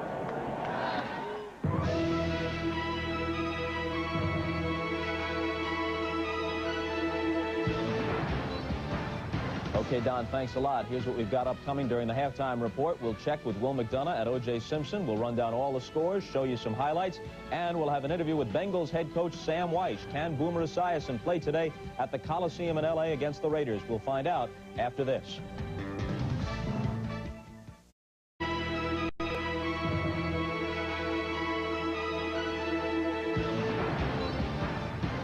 Okay, Houston 10, Kansas City 7 at halftime, and Steve DeBerg continues to impress, Juice. Well, as you know, Bob, since halfway in last season, I've been a big fan of Kansas City's. If I had any reservation, it was Steve DeBerg and his ability to bring his team back, his ability to play effective football in the fourth quarter. This morning, Bill Walsh and I was talking about that. What are they going to do if they're behind? Can Steve DeBerg bring them back? Well, he had a big play at the end of the second quarter now, and if he can bring this team back, in this game, I make them co-favorites with the Buffalo Bills to go to the Super Bowl. There it is, the J.J. Burden. And that's the one knock on this team is Steve DeBerg in the fourth quarter. He's had a great year thus far, but they haven't been behind too often in the fourth quarter. That was a 62-yard touchdown pass to Burden, changing a 10-0 deficit into 10-7. It's the 6th completion, not all of them for touchdowns, but the 6th completion of 60 yards or better for DeBerg this year. And even more tellingly, that was his 21st touchdown pass of the season. He has been intercepted the grand total of 3 times. He is having a Pro Bowl caliber season, I think it's fair to say. But so is Warren Moon, and I think around the league, more people are watching Warren Moon and the Oilers today. He's been amassing those great statistics with this run and shoot, and people in the league are saying, are these really phony? We will find out when he gets to Kansas City, plays outdoor, the wind's blowing, it's cold. We'll find out when he gets to Cincinnati. What does he show you? He's 13 for 20 in the first half for over 200 yards, doesn't throw an interception. So he's responding to the challenge today. Yeah, when I say he's having a Pro Bowl caliber season, I'm not saying he's the best quarterback in the conference. Assuming they took 3 quarterbacks to the Pro Bowl, I think Marino might rank 4th and not make it. The 3 in the conference would be Moon, Kelly, and probably DeBerg. Well, the coaches back you up because in my coaches poll today, those were the 3 quarterbacks that were in the poll as the best offensive player of the year, and Dan Marino wasn't in there. So you could have just called me and saved a lot of long-distance charges. I was sitting right next to you, local call, right there in the hotel. And there are the quarterback ratings, and you know how complicated that system is. But for our purposes, Kelly is 1, Moon 2, and DeBerg 3, and Randall Cunningham from the NFC 4th in the league. So not only in the coaches poll, but statistically, those are the top 3 in the Well, Randall will tell you he's the best, and you know why? He doesn't like this rating system because it doesn't count in all his yards running. And he says that's part of being a quarterback is all the yards I have running, and I think he's got a point. Vinny Testaverde did a little bit of damage running today, and we'll get to that as we go through all the scores right now. In the game you're watching, Houston with the 10-7 lead at halftime at Kansas City. Pittsburgh has the lead in New Orleans, 3-0, third quarter in the Superdome. The Saints almost had a 7-3 lead to take to the locker room, but watch what happens to them in the final seconds before halftime. Gil Fennerty fumbles the ball into the end zone. It's recovered by Pittsburgh's David Johnson for the touchback, and the 3-0 Pittsburgh lead is preserved. They, along with Houston and Cincinnati, tied for first in the AFC Central with a record of 7-6. Seattle playing at Miami. Seattle has won 3 in a row. They've got a wild card chance at 7-6. Miami trying to stay a game back of Buffalo and to take that record, which would be 11-3 if they win today, into Buffalo for the showdown next week. And of course, the Bills will be without Jim Kelly. The Dolphins would have a heck of a chance if they win that game, even though the records would be identical. The Dolphins would have the tiebreaker because it would be their second victory over the Bills this year. But in order to set that scenario up, They've got to hold on and win this one. They've just started the third quarter. The Dolphins with the lead, 17-10 over the Seahawks. How about this? Tampa Bay with Vinny Testaverde running 49 yards for a touchdown, throwing 25 yards to Mark Carrier for another. Steve Christie with 3 field goals, all of them better than 40 yards.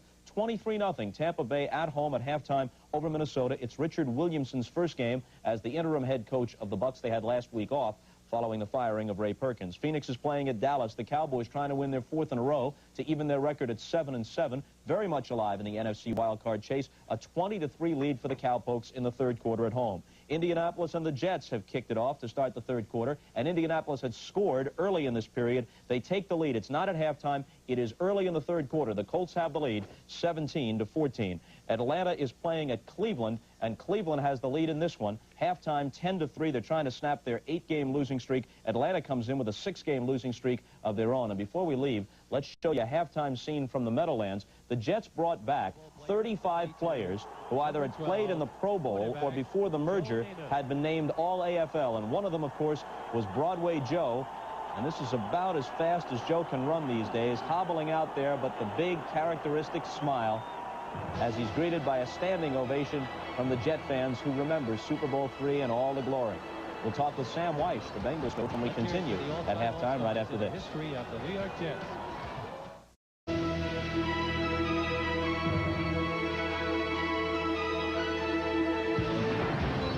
Okay, welcome back to NFL Live at halftime. The Bengals are in Los Angeles to face the Raiders in the second half of our NBC doubleheader today, and they may be without Boomer Esiason. We go live now to the Coliseum and join Bengal coach Sam Weish. Sam, what's Boomer's status?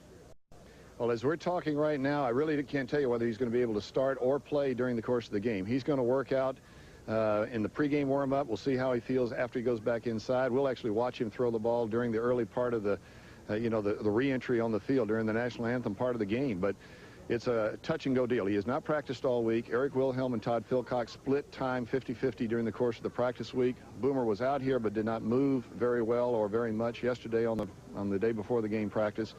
We're just going to have to wait and see. Our evaluation of it and our decision will come as to whether we can win with Boomer playing under these circumstances, and will he walk away from this one being able to play next week and the following week against Cleveland. So, Sam, when you say that Wilhelm and Philcox split the practice time, does that mean that if Esiason doesn't start and Wilhelm does, we still might see Philcox during the course of the game? Oh, absolutely. Both of these guys, we demanded of all of our quarterbacks, they have to be ready to play every snap all season long. So they've been getting ready all year long. They just haven't had the experience of game, snaps. But they have prepared themselves mentally. They're ready to play. In fact, they're both anxious to play. And we think we can win the ball game with those guys at quarterback if we have to. Sam, your players know that the last two are probably more important than this one. How do you keep them thinking about today's game? Well, I really don't think competitive guys, competitive professional athletes ever walk into a game saying it's not an important game or winning is not the objective of the game. So that part of it really hadn't entered into us. We've heard the commentary and the talk shows and things that have pointed out the fact that we have to win next week regardless of what happens this week. That's true.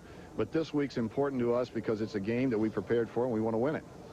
Sam, OJ here. In preparing to defense the Raiders, how differently do you approach them if Marcus Allen's in the game or if Bo Jackson's in the game?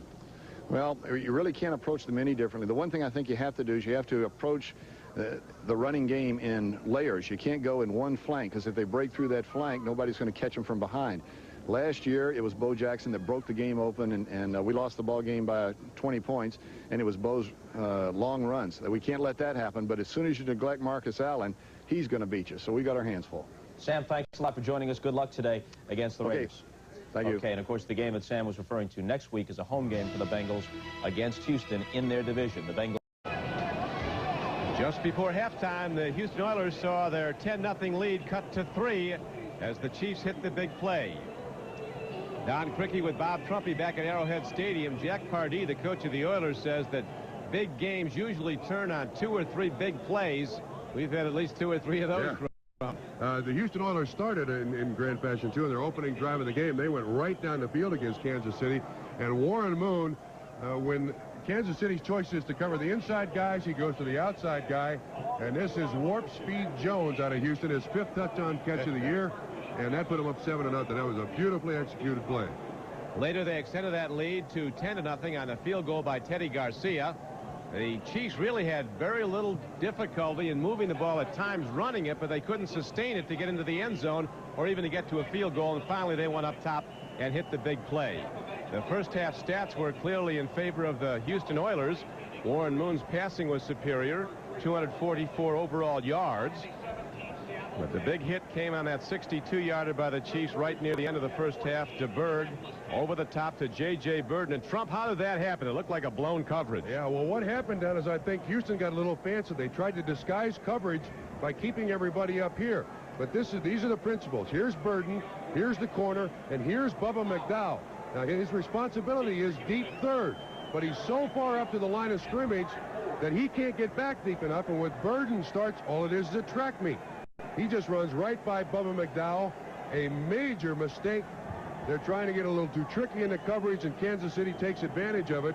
Kansas City had 99 yards passing in the first half. 62 of them came on the last play for them in the first half. Now the Chiefs' Lowry kicks off to open the third quarter of play. A short spinner taken by McNeil on the run. He crosses the 25 and is out to the 29-yard line. The Chiefs are always hunting the ball, the best in the NFL at taking it away from the opposition. Of course, one fumble today. You see the Oiler possessions down the field for a touch. Next time Moon was hit and fumble looking to throw. Then a punt, then the field goal by Garcia. A punt, and then came halftime. Warren Moon trotting out 30 touchdown passes. He leads the National Football League. He is closing in on what will be a record 9th 300-yard game this season. That would tie him for the record with Dan Marino. Look at the guys on the outside. Jeffries is the big guy in the first half. Let's see if they shut him down in the second. Temperature dropping somewhat now. Wind up a little bit. Warren Moon stands up, lets it go long, and he has a man there. Tremendous coverage by the All-Pro Albert Lewis, number 29. Ernest Givens running a fly. He had a step on Lewis. Lewis recovered on a beautifully thrown ball again by Moon to tip it away. You see, the two inside receivers crossed there, and they switched coverage. J.C. Pearson stayed with the inside guy. And you see Albert Lewis go with the outside guy, and that long, lanky arm of Albert Lewis. One of the league's best cornerbacks, probably not known by a lot of people, but I repeat, he reminds me of Mike Haynes, the way he plays the position and also the way he looks. Absolutely exceptional player year after year. Should throw here. 2nd and 10, and throw it is for Warren Moon. Dumps it up to Lorenzo White. He puts the fancy move and loses linebacker Derek Thomas. And Lorenzo White's not done till he gets to midfield. Gain on the play of 21 yards. Man, he ran right through the arms of Dino Hackett, one of the best tacklers the Kansas City Chiefs had. They could see everybody at the line of scrimmage, and Warren Moon makes the right call. Watch 56. He's the guy attached to Lorenzo White. Now watch this move. Bam. And Dino's got no chance. Of course, Lorenzo White thought he was going to be traded, asked to be traded in the offseason, and then the Houston Oilers discovered that at Michigan State, he ran a form of the run and shoot just to get him the ball more. And now he's emerged as their superback, they call it. They traded Highsmith, cut Rozier. Only Pinkett and Lorenzo White remain of that quartet of fine runners. Here's a throw and a catch to Haywood Jeffries, who was so hot early in the game. And he is ahead for a gain of 11 yards, another Oiler first down. So Warren Moon comes out in the second half like he did in the first, throwing strikes. Yeah, once Petrie finally gets a bump on him, but you see it's the pick where you try to get the defensive man to run into the defensive man, and there are all facets to this run and shoot offense. And when you want to throw it, there are just so many choices that you have. Haywood Jeffries now at 5 catches. Actual yardage 97. Yeah, they took away that long 30-yarder. Moon again, timing pattern. Jeffries is open, and he makes the play, then loses the ball. Incomplete pass. Jeffries protesting the ground caused the foul fumble. There's no fumble, incomplete pass. Always reviewable. Petrie is the guy they've been picking on. Oh, we should have a great angle for it here. Perfectly thrown. Watch the Pete. 1, 2. I'm not so sure that's not a catch. They took one away from him in the first half. They're motioning now for the replay. They want the replay to look at. The entire offense is out there looking at the replay screen here in Arrowhead Stadium, but no review apparently. So the Oilers set up 2nd down and 10. A 10-7 lead for Houston. Moon, another out pattern. Jeffries covered well this time by Petrie, who had some problems in the first half.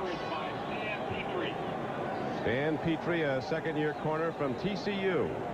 Well, at this point in the second half, it's going to be Jeffries versus Petrie until Petrie can cover him. It's zone coverage, even though it's just Petrie out there alone. You can see his eyes going back into the quarterback, reading the quarterback.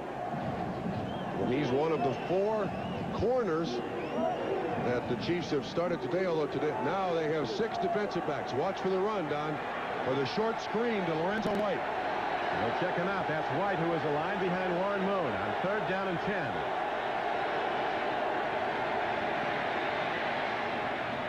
Well, when a catch, it is short of the first down, though. The ball is positioned at the 32-yard line. Penalty marker is down. Holding offense. Warren Moon got time, but they bought the time with the hold, apparently. Coach Pardee has cracked the whip lately. Yesterday when they worked at Arrowhead, things got a little bit too frivolous, and he barked out about something about putting on the pads. 63 on the offense. Still 3rd down. Things got serious. That's Mike Munchak. He's on Bill Moss all day. That's 2 Pro Bowlers. Moss formerly a nose tackle. There you see it bouncing back and forth between Jay Pennison, 52, and Munchak. They accept the penalty. They give the run and shoot another down here. Albeit a long one. The other down will make it 3rd down and 20. All at the 49-yard line. Should run, Don. Should run. Run on 3rd and 20. Let's see.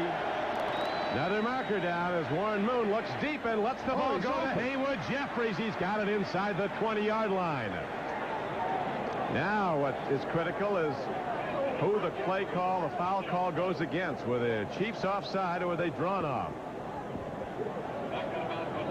It is against the Chiefs. The catch will stand.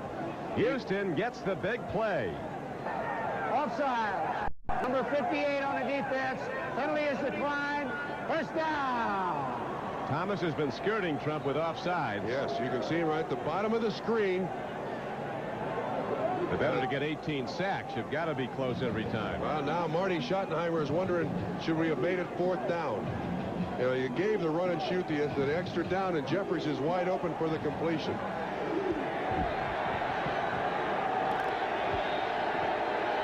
So the Oilers on their opening drive of the 3rd quarter get down close. They lead the game 10-7. Here's the blitz. Picked up. And Warren Moon guns the ball away. Jeff Donaldson, the former Oiler, wearing number 42 for Kansas City, a Plan B pickup. He came in an all-out blitz. Once again, the choice of the Chiefs, they bring the 2 safeties up there, and it's a total blitz. Warren Moon has already called the play, and when those guys come up, he's got to go to the outlet, and he basically just throws this away. Although it's close. It's close for Albert Lewis almost to make the pickoff.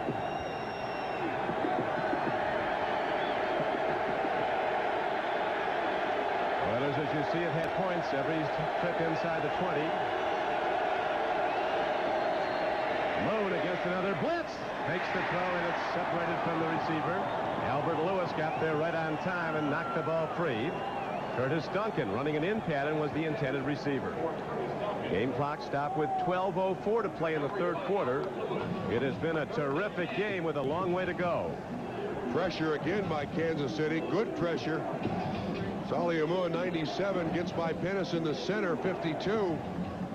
That ball should have been caught. Again, another one of these big 3rd downs now for Kansas City. See what their choice is. They've got 6 defensive backs. Chris Martin and 4 defensive offensive linemen. Wind is coming up, and it right now is at the backs of the Houston Oilers. They're working with the wind in the third quarter. Offside. And again, Derek Thomas is way offside. He tries to time it up right at the snap of the ball. This is the guy, the second-year linebacker from Alabama, who with 1 sack today has 18 for the season, second in the NFL.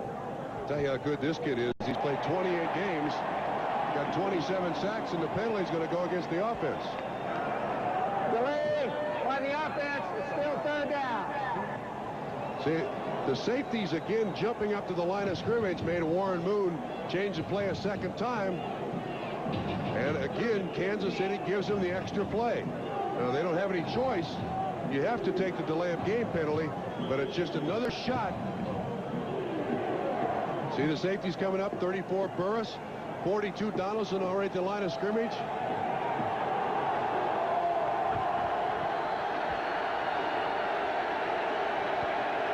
Third down. Third and 15. 3 wide receivers right for Houston. Here's the blitz. Bang, they get Warren Moon. It was Derek Thomas.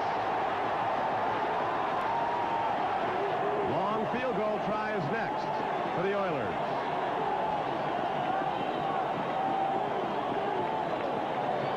Well, this series, that's what they did. They brought up the safeties to fake the blitz. Thomas untouched from the outside. And Moon can't make the completion. That entire series, that was Kansas City's choice. Be a 40-yarder where the ball will be held. Garcia has made 7 of his last 8. Hits it up, but he's wide left. No good.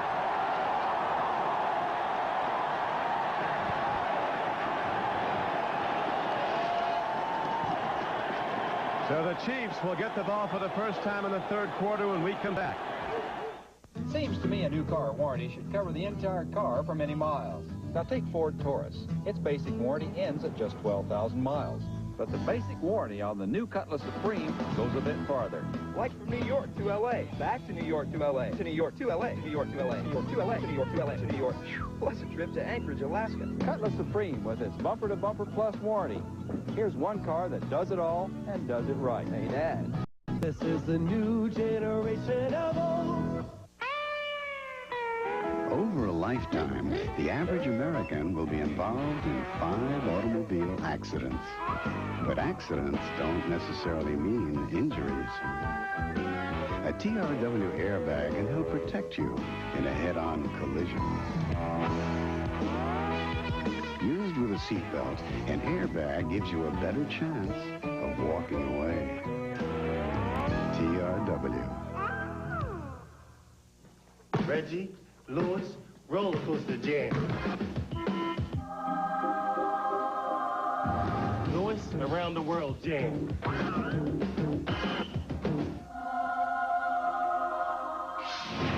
Reggie, reverse jam.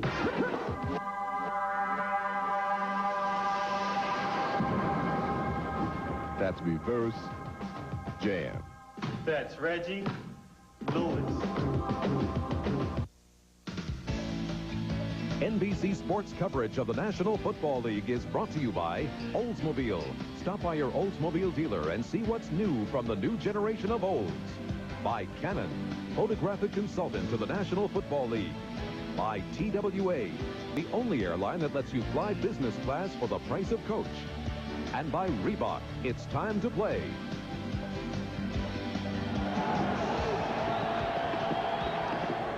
Back to live action now. Chiefs with the ball, trailing in the third quarter, 10-7. Barry Word, their big runner, breaks it. Both arms on the ball, protecting it. Then he's into open field for 14 yards and a first down. Man, does he run over people. I repeat, yesterday when we were from right behind the offense, good cutback. And yesterday he could barely get his jacket off when we were sitting talking with him. He's got 2 very painful shoulders. Told us that he's got all kinds of padding underneath his shoulder pads, and because he's got to play no matter what because Okoye is out. What a tough kid. Game clock down to 11:20 to go, third quarter. Back to the power game. go the Kansas City Chiefs, and they get to the 38-yard line, a gain of about 3 as we check the Hertz 10-minute ticker. Pittsburgh and New Orleans tied. Miami, after trailing early, has gone up by 2 touchdowns over Seattle. Miami, of course, at Buffalo next Sunday on NBC Sports. Dallas laying waste to the Cardinals, who'd won 3 straight. Indianapolis extending its lead over the Jets now to 9 points. Play fake, a throw, a free ball, then it's caught. It's a good catch. Short of a first down. It came on a 2nd down and 6. The gain will be good for about 3. Stephon Page lost it, then got it. That ball careened off his shoulder pads. Watch this thing. Boink. And then he keeps the presence of mind to continue after it. Ends up with a 9-yard pickup. Not bad. Chiefs have hit only one big play this game, and it was a 62-yard scoring play just before halftime. That's how it stands now. It's a 10-7 Houston lead. Word sees nothing, tries to battering ram is taken ahead on 3rd and short, and he didn't get there. Ray Childress, a terrific defensive tackle, number 79, shed the block, filled, and made the head-on stick. Speaking of sticks, big-time player, Ray Childress. To shut this guy down, you ought to line up with a stick. He will not quit.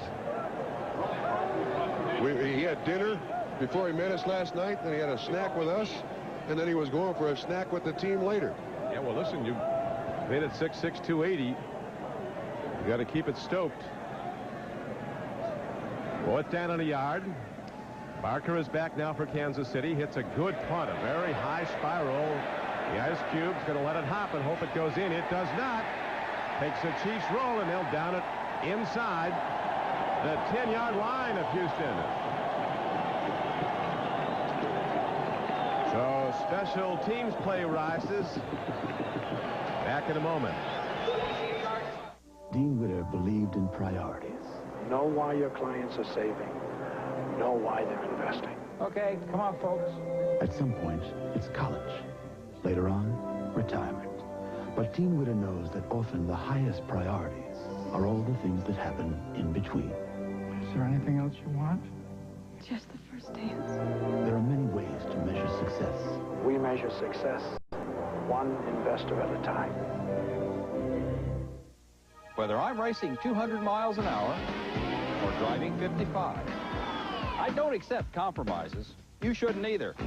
Cars should be responsive yet fuel efficient. Roomy yet sleek. Not to mention affordable.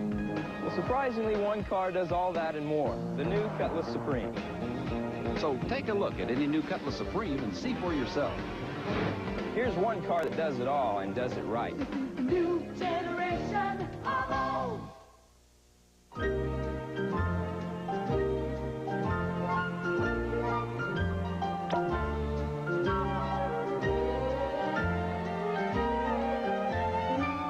Tots, the premium choice.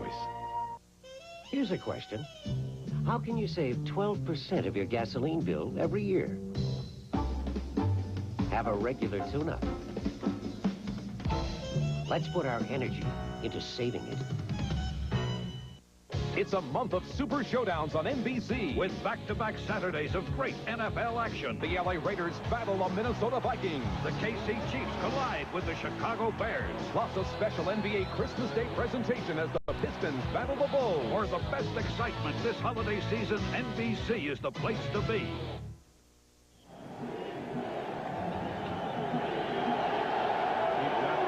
Whoever he is. Getting a rise out of the crowd as the Houston Oilers now come out. First down at their 8-yard line. Moon living dangerously, throws from the goal line and makes the connection with Lorenzo White. Gain out to the 13-yard line, gain of about 5.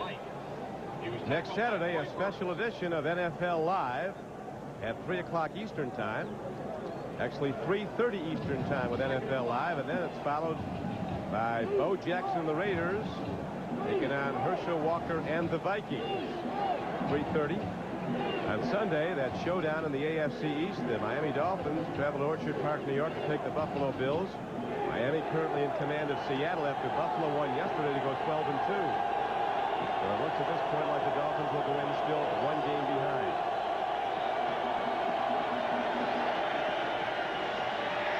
Lorenzo White caught in the backfield. Terrific play by Saliamua and Neil Smith. Defensive lineman. That's Dan Saliamua. Well, the defense Kansas City has settled in on today now is the 6 defensive backs. They're using 3 down linemen, the 4th being Derek Thomas, 58. You see Martin cheating up there to the line of scrimmage, and again it's the count. They have messed up the count for Warren Moon at the line of scrimmage, which is the first facet of the run and shoot. Lorenzo White with 7 carries today, 34 yards. Also caught passes. 3rd down. Oilers need 5.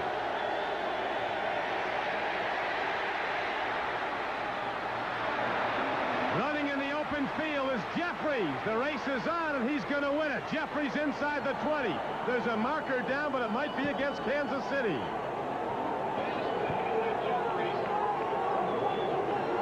If it goes, it's an 87-yard touchdown, and Mr. Trumpy, it appears to have gone. Yeah, the flag is against Kansas City.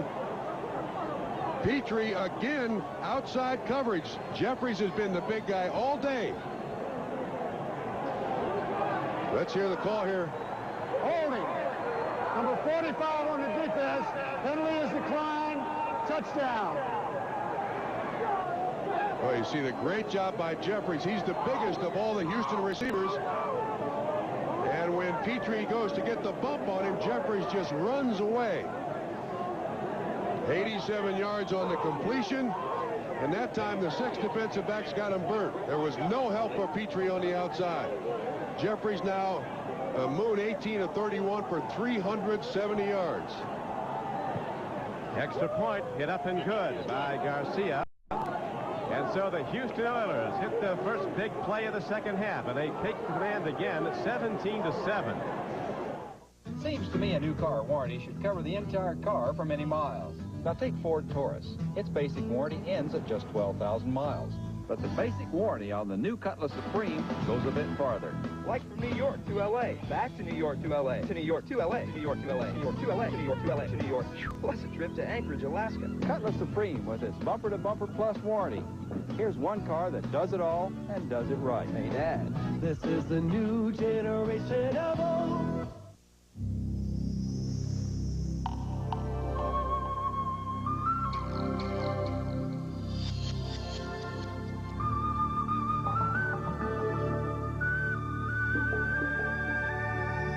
Some men would rather live their lives sheltered in the harbor, and some would rather sail into life with the unmistakable scent of Old Spice.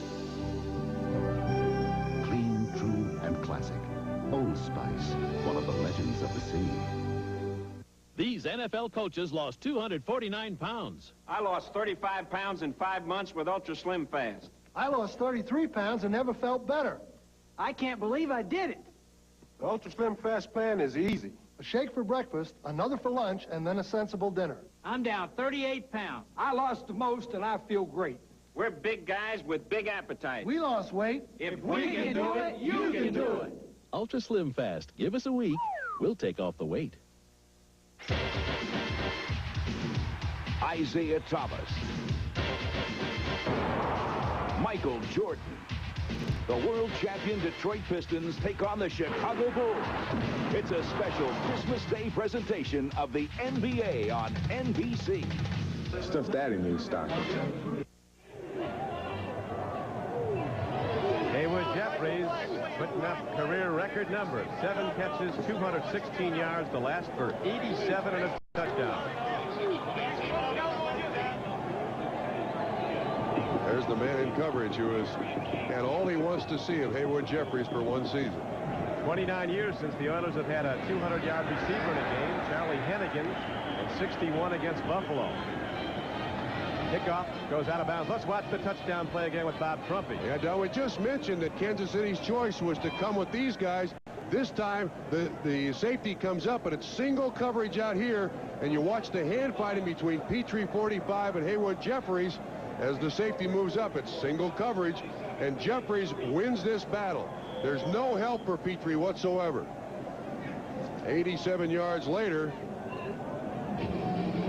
Donaldson can't catch him. He's a safety, former Houston Oiler. Huge play for the Houston Oilers. Now we'll see if the Oilers can stave off the long ball attack as DeBerg comes right out throwing. And he makes a connection. Good for a first down out to the 48-yard line. Rob Thomas, a second-year receiver from Oregon State, whose dad played 10 years in the NFL, most of it with the Giants. We'll go back and look at the Hertz 10-minute ticker. New Orleans up on the Steelers, an important development for the AFC Central teams. Steelers, one of the 3 co-leaders, day's outset. Miami in command in the 4th quarter. So is Tampa Bay under its new coach. Dallas ready to even its record at 7-all. Indianapolis up on the Jets, and the Cleveland Browns about to break perhaps an 8-game losing streak. Chiefs on a 4-game win streak. They've not won 5 in a row since '71. Long ball down the middle, nobody there. And here comes a marker in way after the ball was dead. Man, that ball's got to be catchable. They must have had him on defensive holding. But there was no way in the world that ball is catchable. But if there's holding or pass interference, play stands. Thomas went off, looked like he got dinged in the head. Pass interference. Number 23 on the defense. First down. Mr. Johnson is the guilty party. Right side cornerback for the Oilers. Well, you know, he was just throwing this ball away. See what happens. Oh, yeah, that's very obvious. There's no way he could possibly get to the ball. What happened to him?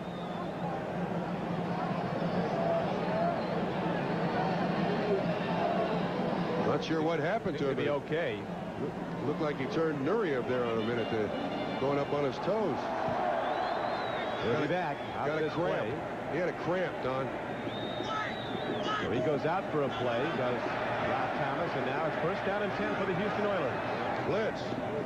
DeBerg against the rush. Releases the ball, but he's not close. Bubba McDowell coming out of blitz, and DeBerg is down as Bubba McDowell, a big, tough, strong safety from Miami of Florida, came unblocked and got the clean shot on the veteran QB, Steve DeBerg. DeBerg looks hurt. You got Meads coming from this side, 91. Bubba McDowell from the other side. DeBerg sees it immediately and just dumps the ball off. He's just throwing it out there to avoid the interception, which is one thing that Steve DeBerg has done very well. He's got something wrong with his left hand. It's not his throwing hand. And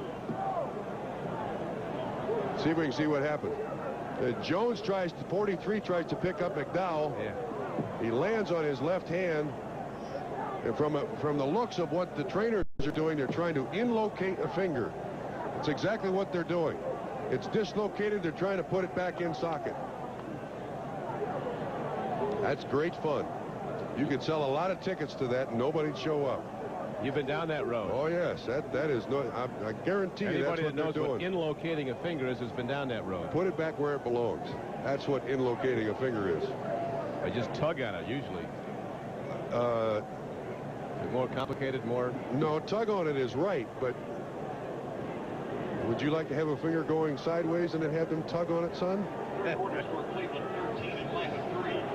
Steve Pallure warming up on the sideline. He's only thrown one pass this season. That was an incompletion.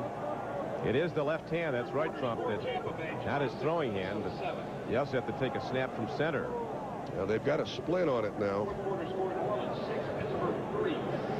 You'd like to be unconscious when they do that. Believe me.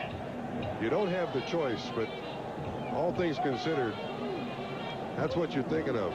Somebody hit me right in the jaw, please. The Kansas City Chiefs looking to get back to glory. They actually played in 2 of the first 4 Super Bowls. See the reaction as they inlocate the finger. He hasn't had this much fun since his last root canal. Actually, root canal is a day at the beach compared to that.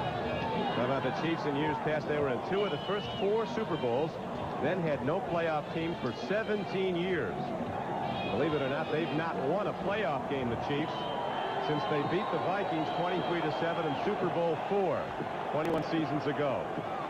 Right now, they're down to the underdog Oilers 17-7.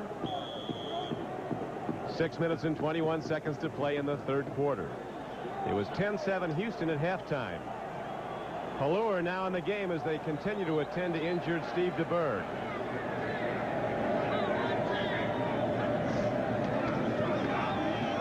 Barry Word on a draw play. Now we have a moment between plays. Let's go back to NFL Live in New York. Bob? Okay, while the Chiefs fuss over Steve DeBerg, there's nothing wrong right now with Dan Marino. He sprints out to his right, and on this 4th-and-1 play, he not only gets the first down, but the touchdown, 11 yards to Farrell Edmonds. Miami looks like they'll head into Buffalo next week, a game back. They lead in the 4th, 24-10 over the Seahawks.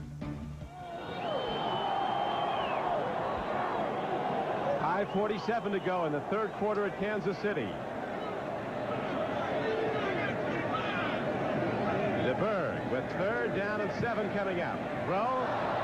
And a marker is down on an incomplete pass. Steve Pallure throwing the ball as DeBerg is still sidelined. Johnny Meads coming on a blitz. Holding against Houston. Boy, Kansas City's getting a lot of breaks. That's the 10th penalty on Houston today, Don. There's Jim Eddy to the left. Yeah, this guy's ready to play on Saturday night. We were talking face on all week long. We were talking to him last night, and he starts squinting his eyes. You know, and he's got the sign that the hands are going all over the place. Number 79 on the defense. First down. Ray Childress.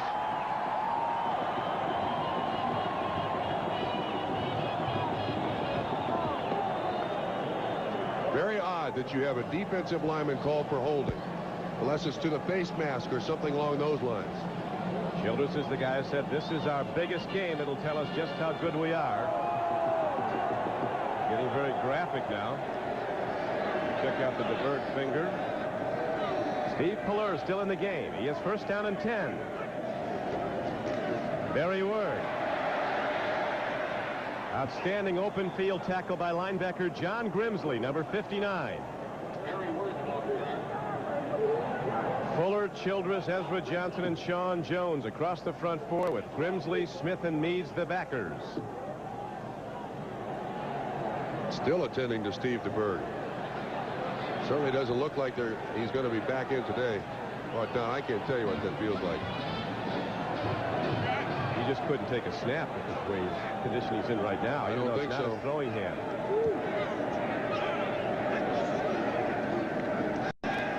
Play fake. Pallure delivers it. All caught by Bill Jones on 2nd down and 12. He gets ahead for a gain of maybe 4.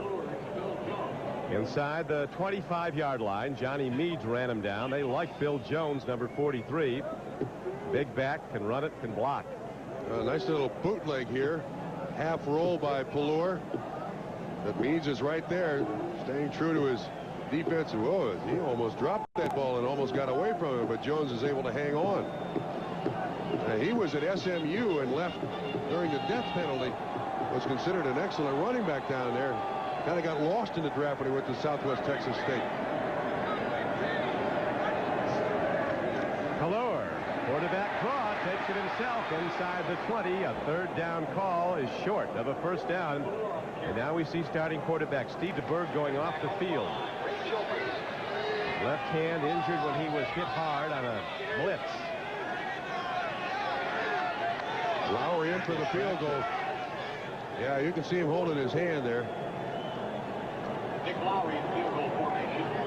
Steve Pallure holding. It's been a tough weekend for some top passers. Jim Kelly said on NFL Live earlier he hopes to be back in time for the playoffs after straining a knee yesterday in the win over the Giants. DeBerg goes off with an injured left hand. Now Lowry, who's made 14 field goals in a row. The record is 16 by Stenerud, formerly the Chiefs. Lowry's right on the mark with 3:19 to play in the third quarter. And Kansas City moves back to within 7, trailing the Oilers 17-10. KC kicks off when we come back. Hey, I'm a businessman. I want to fly in business class. Who wouldn't want to fly in business class?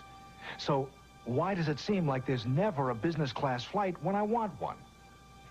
Answer that one, will you? TWA has nearly 3 times as many domestic flights with business class as all other airlines combined. Amazing. It's like they read my mind. TWA's business class. We did it first. We do it better. My dad knows all about space vehicles. He directed me to the new Oldsmobile Silhouette. Its looks are stellar, and the interior is perfect for the enterprising family. The modular seats pull out easily. There's a place for everything. Compared to other forms of space travel, Silhouette is the logical choice. Right, Dad? Eminently logical. This is the new Silhouette. Travel in space and style.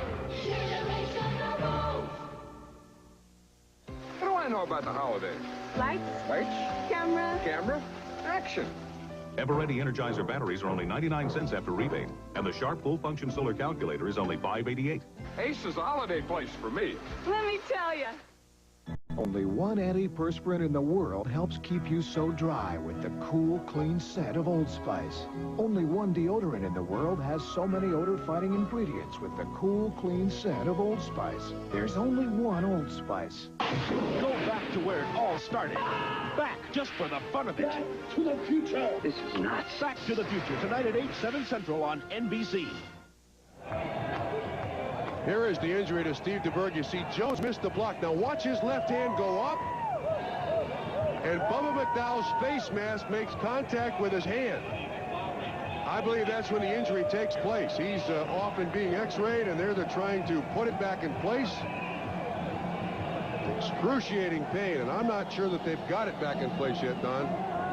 Well, we're not sure it's not fractured. Well, dislocation, fracture, it's out of place. High spinning kick now by the Chiefs, and here comes McNeil of the Oilers. We're just informed by our producer Terry Ewood that they're taking x-rays of Steve DeBerg's small finger on his left hand. See if it is fractured. As the Chief has KO'd on that play. Not moving either.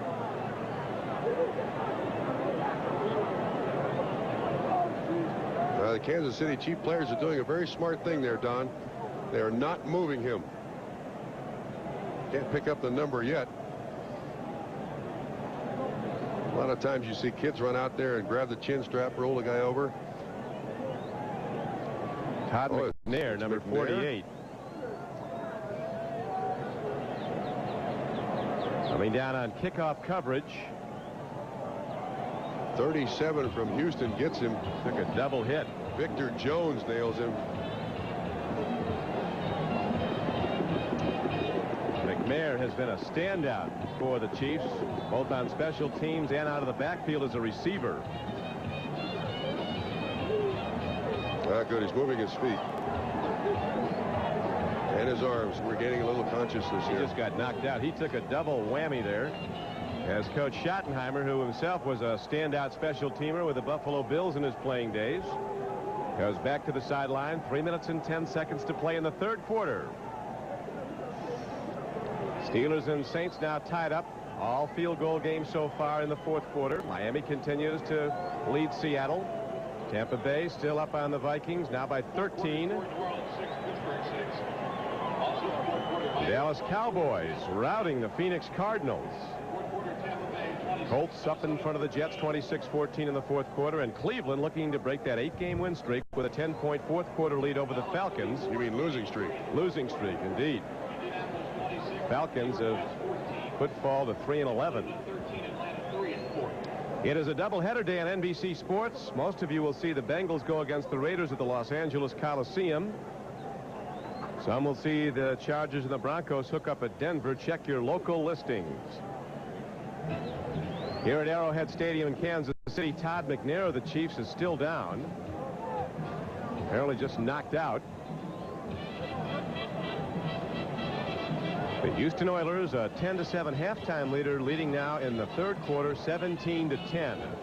Some big plays in this game. A Kansas City touchdown came on a 62-yard pass play. DeBerg, before he was injured, hitting J.J. Burton, and then in the second half, The Oilers got the huge play of this game, an 87-yard scoring throw. Warren Moon to Haywood Jeffries.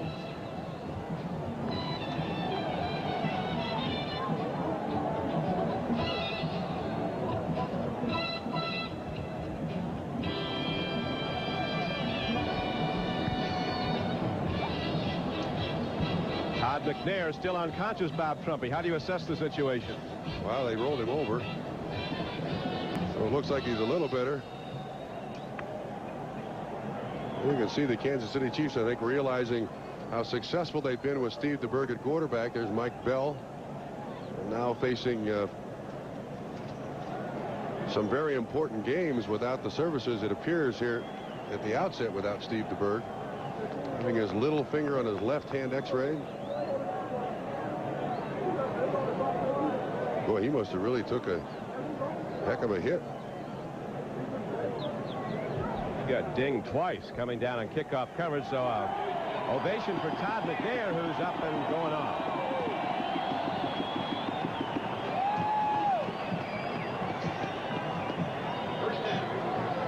Want to hear what it sounds like on those special teams, the suicide squads?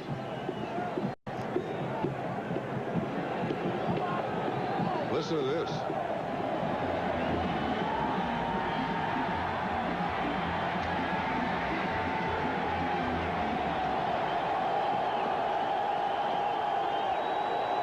Like a Tyson right hand got him flush. Now the Oilers holding to a 7-point lead. 17-10 go. First and 10 from their 22. Lorenzo White gets it out to the 26-yard line as somehow Warren Moon almost ruled in the grasp, released the ball for another completion. Looked like Neil Smith was the guy who got the pressure on him. There's McNair on the sideline being attended to by the physicians. See if we can pick up Neil Smith. Comes from the left. Yeah, jumps inside the right tackle. Williams. Lorenzo White, another big reception. J.C. Pearson on the tackle. Warren Moon well on his way to a 400-yard day. He's now to 376 yards passing. 19 of 32. 2 for touchdowns. First to Tony Jones. The second to Haywood Jeffries. Timing throw. Drew Hill in the open field. He's out of here.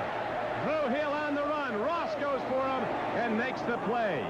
Kevin Ross, a diving attempt, catches him before he could take it in. But another huge hit on the overgame. Up top go the Oilers and hit the big pass. Don, the Chiefs again came with the 6 defensive backs, cheated them up to the line of scrimmage. Watch once again. That means single coverage here, and here's the pattern. The defensive back never looks back. Moon does a great job of putting this in a perfect spot for Hill to catch it. And Ross doesn't even know the ball is caught until Drew Hill is by him. Goodness. He's over 400 yards passing now, isn't he? Over 400 and going for 5. First down throw. Moon stands in. He throws kind of a knuckleball that Jeffries is separated from. 428 yards passing for Warren Moon. Don, I'll make this statement.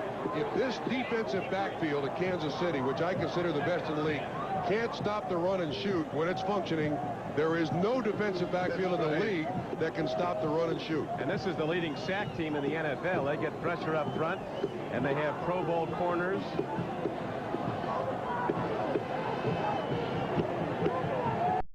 Early report on Todd McNair, a possible concussion. He could return, which is good news. 1:28 to go in the third quarter. Oilers with a 17-10 lead. And as you see, second down and 10. Wide open as Jeffries bobbles it, catches it down to the 7. Very close to a first down, a yard short. Be 3rd and 1. Chris Martin saved a touchdown. Geez, if he catches that cleanly, he goes in for the score. Watch Pete, zone coverage, just drops out on the under route. And if he catches it cleanly there, he may go in and score. And it gives Martin a chance to get over there and get him. And Jeffries adds to his 200-plus yard receiving day. Oh, look at that.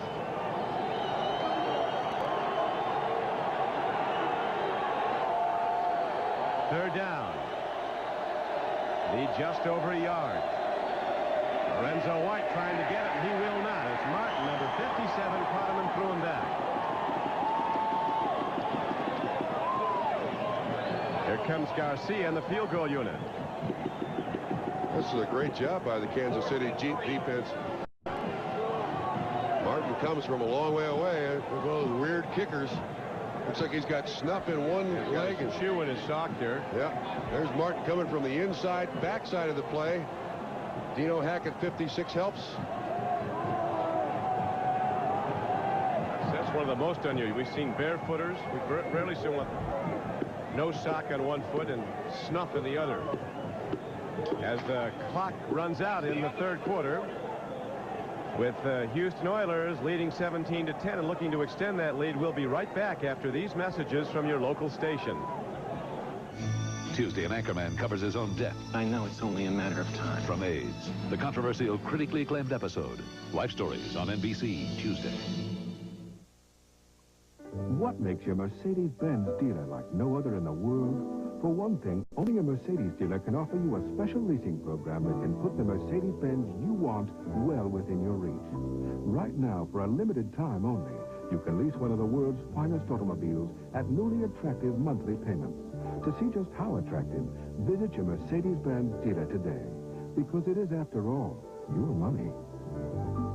Special lease terms are available on select models. How to build a Christmas fire. 1. Roll up your sleeves. 2. Get down on your knees. 3. Use a little paper. 4. Strike the perfect match. 5. Step back and feel the heat. This Christmas, light a fire with diamonds. Let Garibaldi and Bruns help you light a fire with diamonds this Christmas. It's the same thing every Saturday. He puts on those old blue jeans and goes out with that old dog. And he's gone all day. He says he's going to bring back dinner. But all he ever brings back is that old dog. Here's to old dogs, Saturday mornings, and comfortable blue jeans. Wrangler. Win Hornet tickets. Play Sports Number Monday and Wednesday at 5:30. We've got rain shoes ready to go, need be, as the Kansas City Chiefs have backup footwear. Rain is forecast, still remains cloudy. Temperature in the 30s. As Garcia now set to attempt a field goal that'll be 27 yards in length. Ooh, close, but it's good. And the Oilers now double the Kansas City Chiefs as the Oilers extend their lead to 20-10, 3 seconds into the fourth quarter. Kick off your night on NBC with Ferris Bueller and Saved by the Bell. Then NBC presents the blockbuster movie Back to the Future, starring Michael J. Fox, followed by Parenthood, starring Ed Begley Jr. That's all tonight only on NBC.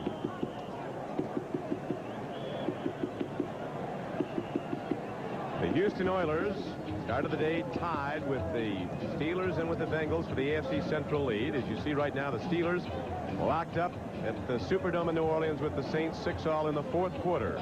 Bengals go later today in a game most of you will see here on NBC against the Raiders at Los Angeles. Miami about to extend its record. Stay one game behind the Buffalo Bills heading to that showdown next Sunday. Dallas could be a playoff team.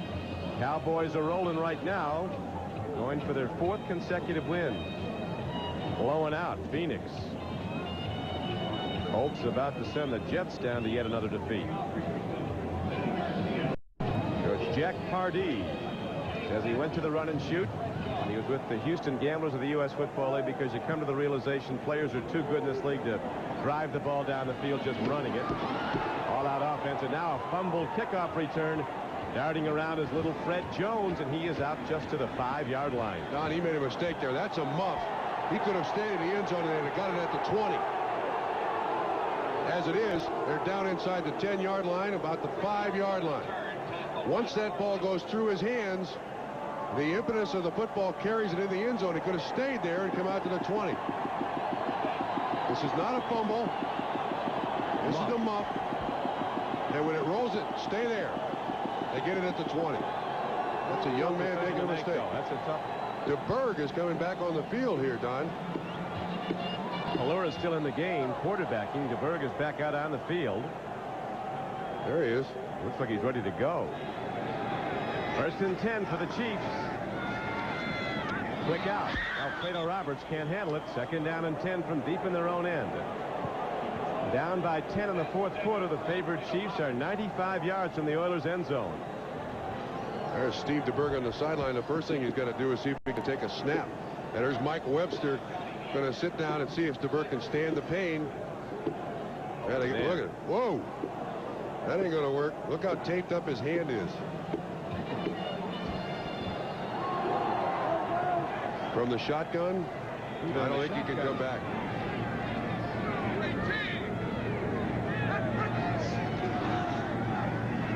Allure with a penalty marker down. Gets it away from his end zone. He makes the connection downfield to Stephon Page out to the 15-yard line. There's a flag down at the goal line, too. Very nearly a safety. A sack in the end zone is a safety. So it's a penalty in the end zone. Offensive penalty, right.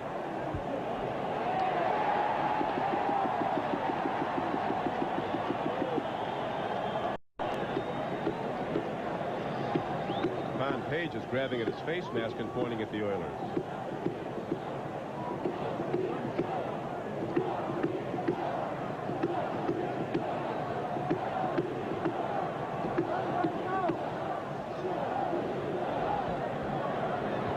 Game clock stopped with 14:36 to play in the ball game. It was 10-7 at halftime. It is now 20-10. Houston in the lead. Hardy told his team during the week after they were talking about last year's game before he was the coach. Team got blasted here. The Oilers did 34-0. He said Kansas City's like everybody else. They can be had. Seattle's beat them twice this year. Tell you what the discussion is here. Steve Pellure is going to the sideline with Marty Schottenheimer, and I notice that Steve Pellure has a menu on his left forearm. See the menu that plays called? Big difference between he and Steve DeBerg, because DeBerg studies this offense day, night. He's got on the armbands there, he's got the little shield with the plays on the side. And when you're the backup playing behind a guy that's having a year like DeBerg has had, you get very few reps during the week, very little practice. Face mask, which is holding by number 79 on the defense.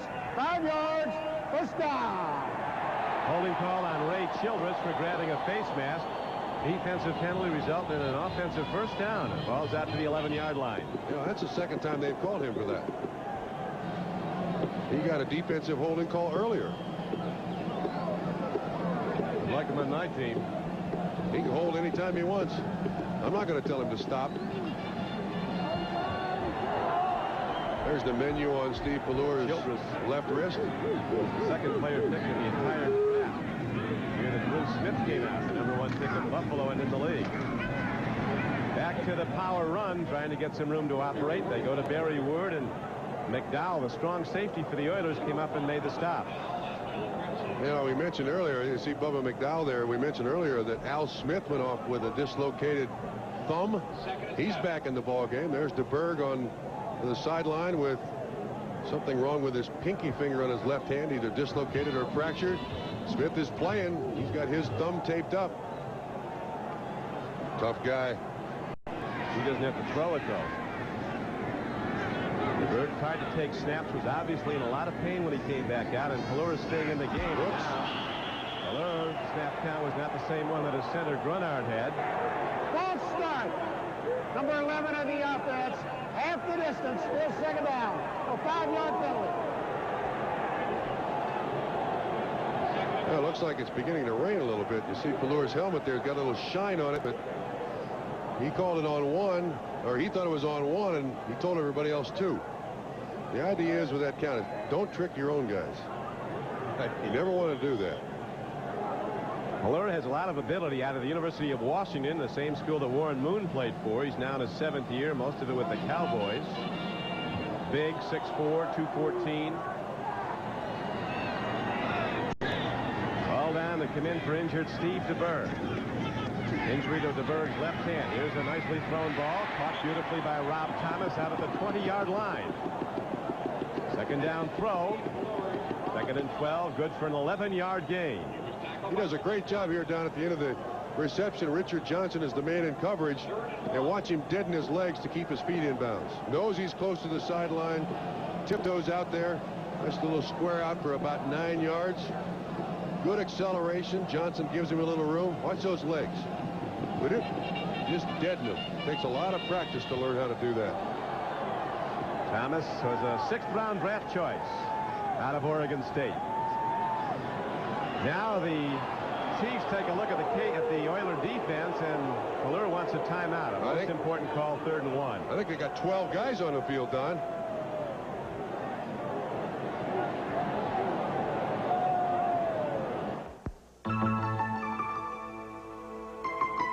Upon its introduction, the first Acura Legends set a new standard for performance sedans.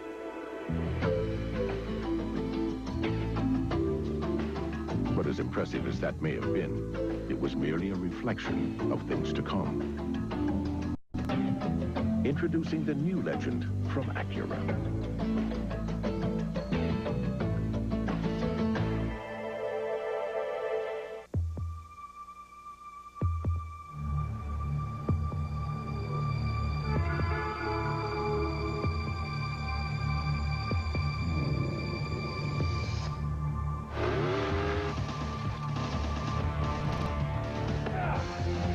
Anybody thought about dynamite?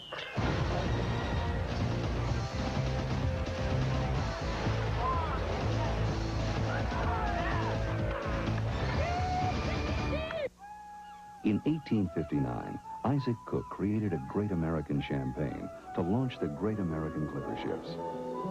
Today, people are still launching celebrations with Cook's Imperial American Champagne.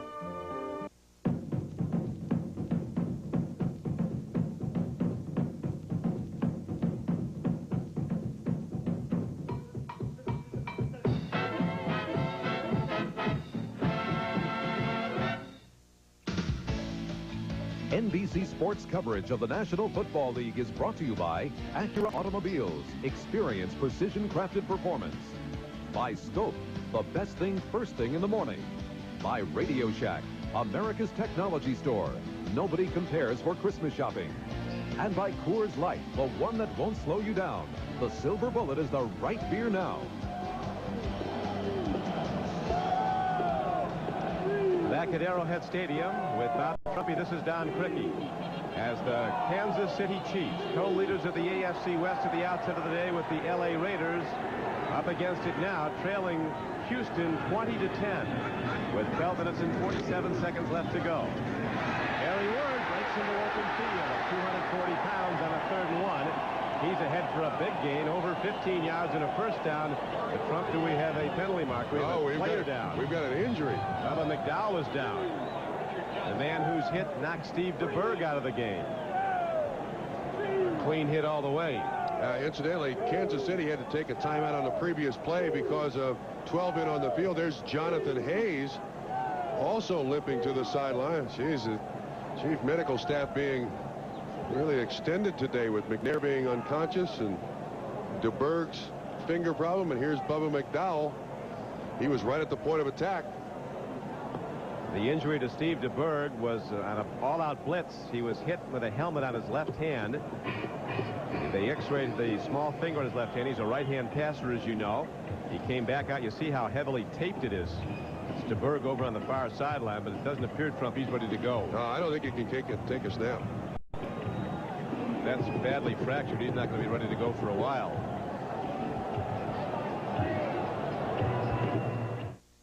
Okay, everybody, listen up. 27 million Americans are illiterate.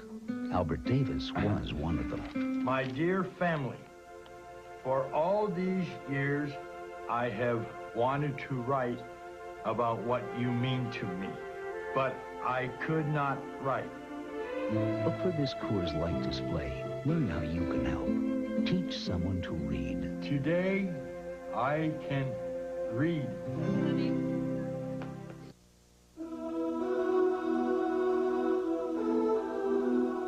Recently, Acura introduced what many have called the greatest sports car the world has ever known.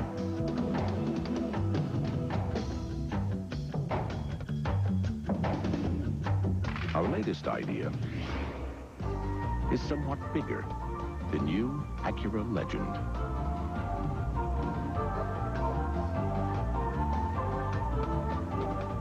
It happens while you sleep. A kiss? Not yet, honey. Millions of bacteria form in your mouth. A kiss? No. So you wake up with the worst breath of the day. Morning breath. Oh, honey.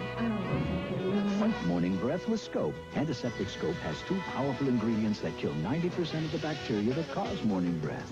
How about that kiss? Where's my kiss?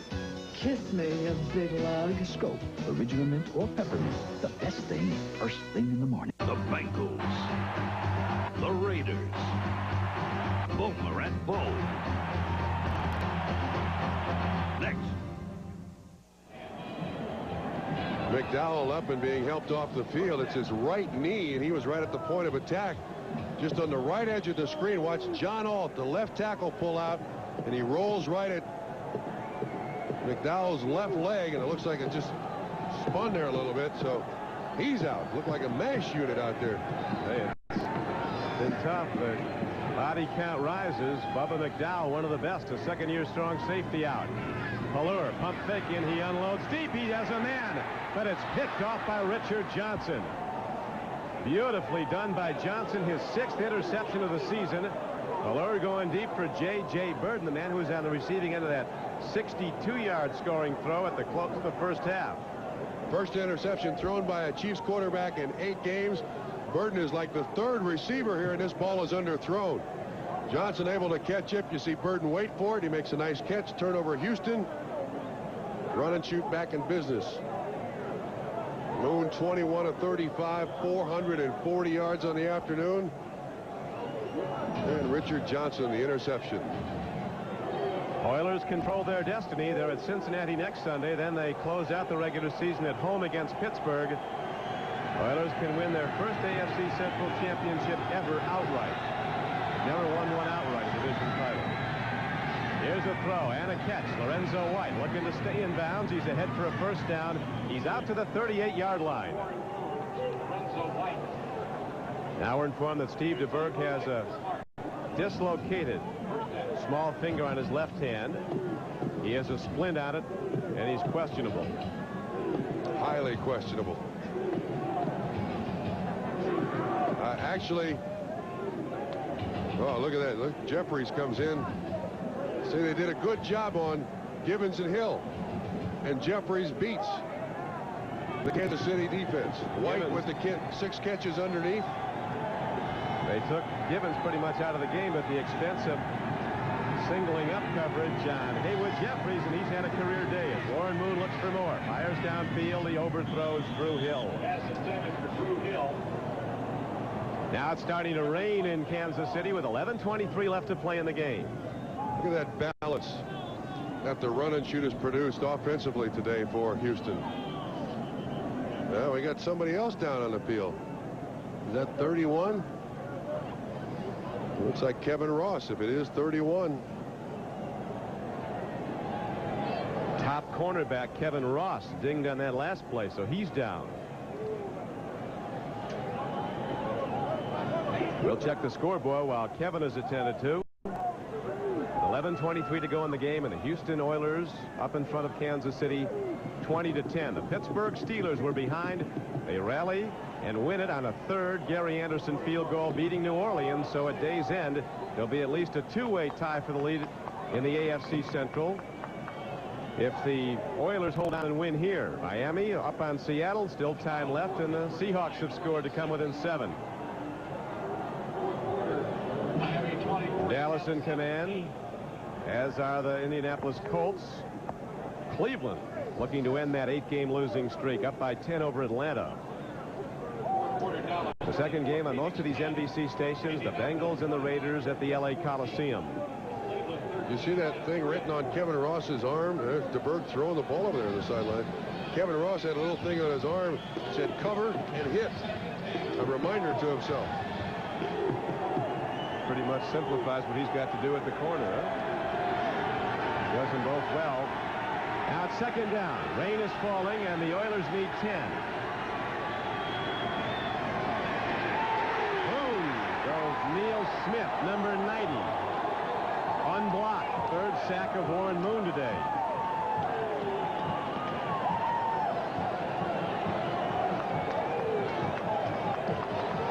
Smith from the downside. You see the blitz draws 73 Williams inside for the blitzer, and Neil Smith is untouched. Watch what happens. You see Smith, 73, move inside. He's got 34 Burris, and Smith says, no, they don't draw him up like this. I got a free shot at Warren Moon. He takes the sack. At second, he now has 10 for the season.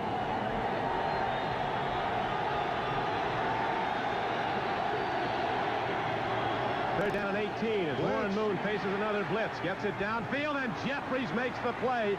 Gets out of bounds for a first down. Goodness. Warren Moon is absolutely sensational. He got hit, too. There was a free blitz by Kansas City on that particular play. Moon throws it, and Jeffries doesn't see it until it's like 5 yards from him and still makes the catch. That's how on target Warren Moon was. It's not just his accuracy, though, Trump. It's his decision-making. Against an all-out blitz, he goes right to the right spot. There's Burris again, 34, and Moon just throws it up. Watch Jeffries. He's having one of those days. Watch how late his hit. Watch how late his hit comes around. Boom, ball there. First down. Now let's see if the Oilers elect to run the ball at all. They do not. They're going to keep that run and shoot firing, and they have a drop ball this time by Haywood Jeffries. The second down and 10 from almost midfield. 10 minutes and 15 seconds to play in the game. Jeffries with the best day of any receiver in the NFL this season. Again, the pressure on Moon. Kansas City's doing a good job of getting there, but what they're sacrificing, that time Bill Moss, is just coverage down the field. The idea sounded good, corners on outside receivers, but it hasn't worked.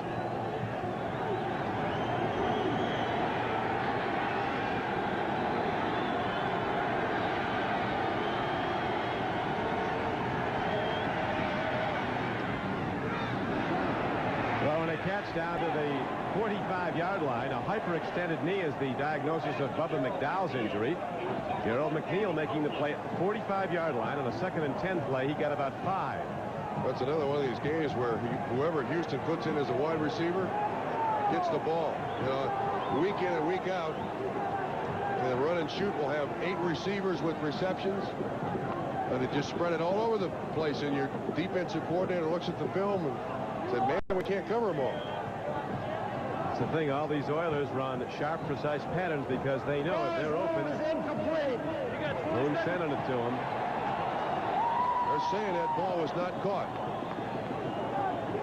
Ball is moved back and brings up 2nd down and 10 now.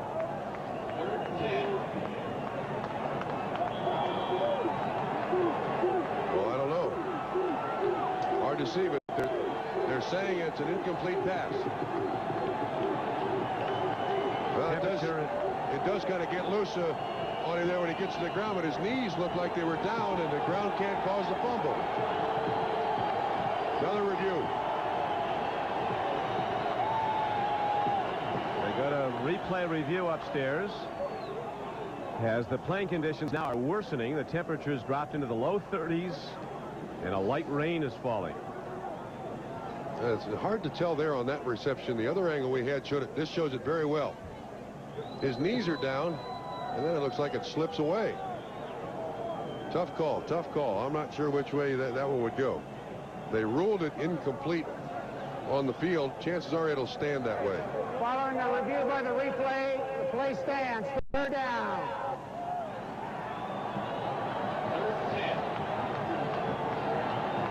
Still a long way to go. 9 minutes and 39 seconds left to play as Coach Schattenheimer looking to instruct his defense.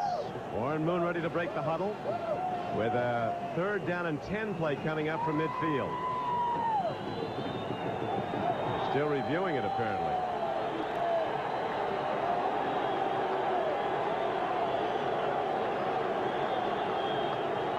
Now they're checking the watch maybe for that 2-minute. Supposed to allow a max of 2 minutes to review a play. Some take 8. Well, the timer put the clock at 9:57. 9:57.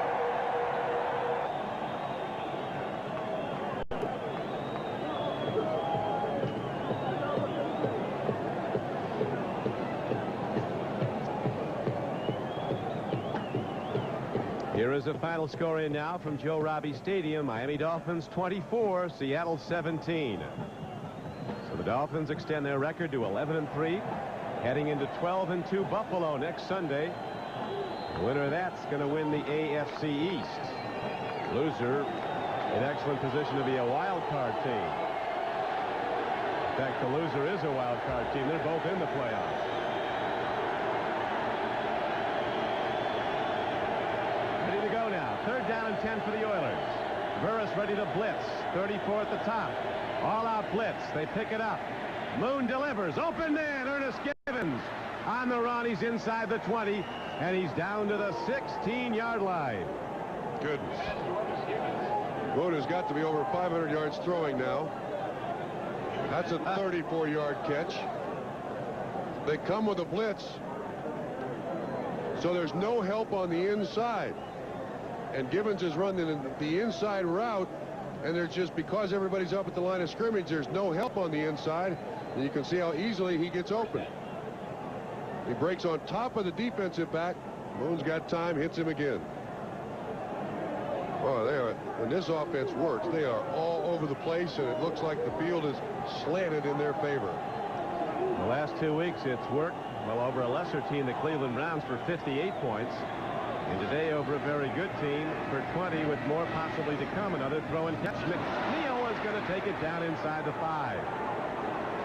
The Ice Cube on this cold day does his stuff. Quick little stutter steps, and he busts it down inside the 5. 1st down and goal, Houston Oilers. Deron Cherry finally makes the tackle. You see the Cube on the outside, runs the underneath route. J.C. Pearson misses the tackle. Burris misses the tackle. And Moon's now got to be close to 530 yards throwing the ball today. Unbelievable. Look at 523. The Colts have defeated the Jets 29-21. Colts with a 6-8 record. They're still in the hunt for a wild card, albeit a long shot. And still alive as Moon on the sprint out. Takes a look, dodges the rush, makes the throw, and the connection. Touchdown, Houston. Tony Jones with his 2nd of the day. Warren Moon, they're going to head right to Canton, Ohio when he packs it in. Well, if he plays long enough in this offense, he'll rewrite every passing record there is in the league. A little half roll. Great play. Look at all he's got to look at. Dodge. You see Smith comes to the outside. He avoids that. Martin there. He's got 2 guys open. Drew Hill can't catch it. Tony Jones does, his 2nd of the day. There you see Smith go by. Martin hits him finally. And Moon still throws the perfect spiral. 521 yards passing, 3 touchdowns. Now I'd venture to say, Trump, this is the Houston Oilers' biggest victory in years. Yes, no question about it. Jack Party said it's not a playoff game, but it might as well be, because it tells us where we're going, and they're probably going to go a long way.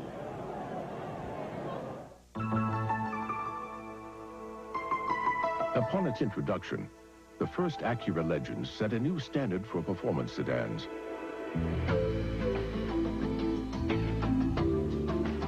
But as impressive as that may have been, it was merely a reflection of things to come. Introducing the new Legend from Acura.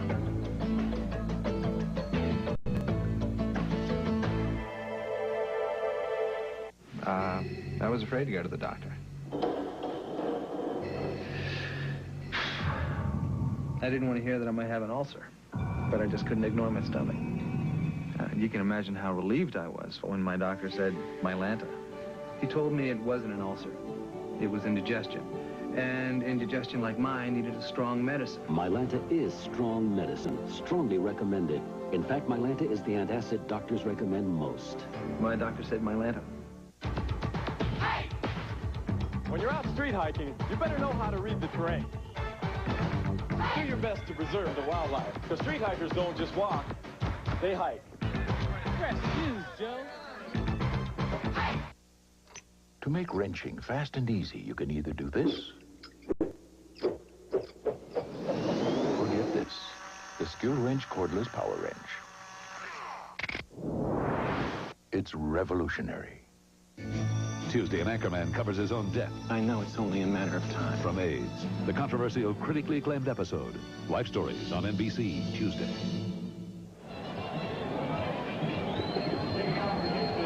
The count of injured quarterbacks rises. Warren Moon looks like he's going to stay in the game, but he has banged up his left hand. Yeah, that happened early in that last series on one of those blitzes, and he continued to play. Warren Moon with over 500 yards passing and with a lot of time left, heading for 600. J.J. Burden runs it back as the penalty marker comes in. Burden is down to the 31-yard line. J.J. Burden on the return. He was tackled by Warren Moon, 26 of 43 for 521 yards and 3 touchdowns. 2 to Tony Jones. Holding against the returning team, half the distance to the goal. Wait a minute, Steve DeBerg is coming back in the game. Run back. Number 25 of the receivers, 10 yards, first down. Here's Warren Moon when he gets hit. You can see it's Lloyd Burris, and there's no contact there. He kept his left hand away from everything. Now it's his right hand that it looked like he hit his forearm. He was holding his left hand on the sideline, so he got hit somewhere else. And I believe Steve DeBerg is back in the game. This is unbelievable. He is indeed, Trump, back in the game. Look at the hand he's playing with. The probability of a fumble very high, playing with a hand that badly injured. Gingerly, he catches the snap, stands in, throws, and makes the connection to Rob Thomas on the run across the 30. So DeBerg hits a big play, his first time in.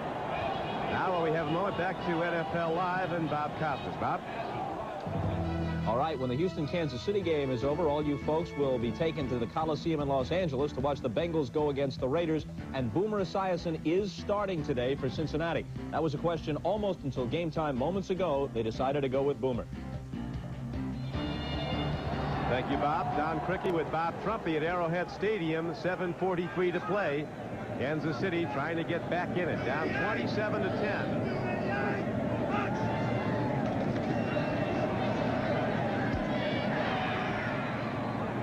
Jackson out of the backfield is ahead for 5. This is unbelievable that Steve DeBerg is back there. Now it looks like, Don, he can't go up underneath center, so they're staying from the shotgun. This is not something that Kansas City likes to do, but he apparently cannot take the snap from center. So he catches it in his right hand back there and hopes that nobody hits him.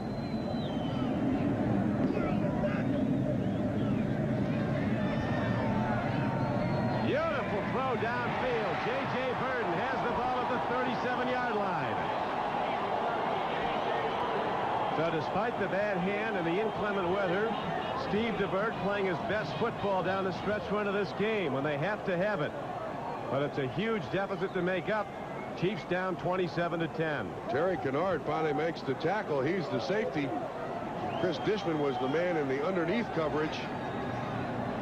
And now Houston's defense sitting way deep here. Clock running, 6.5 minutes to play.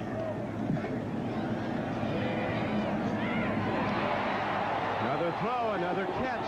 Dishman almost had it, but Rob Thomas took it away. Ball is down to the 30-yard line. Well, that's a great job by Thomas. It looked like Dishman was going to grab that one right out of his hands. We should see this. He runs the crossing route. Dishman gets his hand in there, and when Thomas comes down on the ground, he's got both hands on it. DeBerg again stands in. A little too much on it. Thomas had a step on the defense. It'll bring up second down. Third down and 2.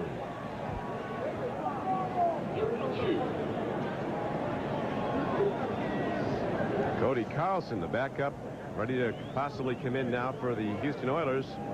Warren Moon, who's had an extraordinary day, 526 yards passing and 3 touchdowns. He's got his left hand has been injured, apparently not too seriously, but they don't want to risk it with a big lead. Yeah, well, Cody Carlson has a chance to earn a little bit of his letter like he did last week. Clean it up for Warren Moon.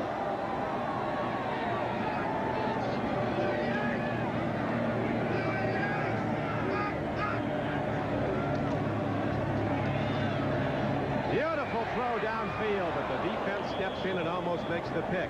Terry Kennard, the free safety, stepping in and breaking up the play.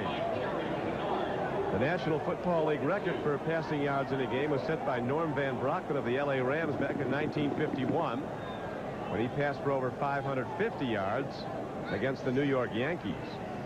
This is the double rotation zone. Corners up, safeties out. DeBerg tries to get it in that spot back there, hoping that Kennard can't get over there for the coverage intended for Stephon Page, but couldn't get it done. But they go for it on 4th down, and he's got to take the ball from center. No, he's going back to the shotgun. I don't think he can do that. Yeah, he's got to go back to the shotgun. 4th and 2. 4-man rush. Slap back. Looked like the big guy, Sean Jones, the 6'7", 280-pound defensive end, number 96, slapped it back. So the Chiefs' drive is stopped. The Oilers take over the ball with a 27-10 lead, 5:48 to play. The Steelers have already won today to go 8-6, and that's what the Oilers are about to do to remain tied at least with Pittsburgh, maybe with the Bengals also if they can win it against the Raiders. Well, I got to tell you, you can't give enough credit to Steve DeBerg for coming back in there. Warren Moon is back in the game for the Houston Oilers, but what a gutty decision by Steve DeBerg, a guy who by a lot of people is considered a career backup quarterback, but he's thrown for more than 25,000 yards in his career.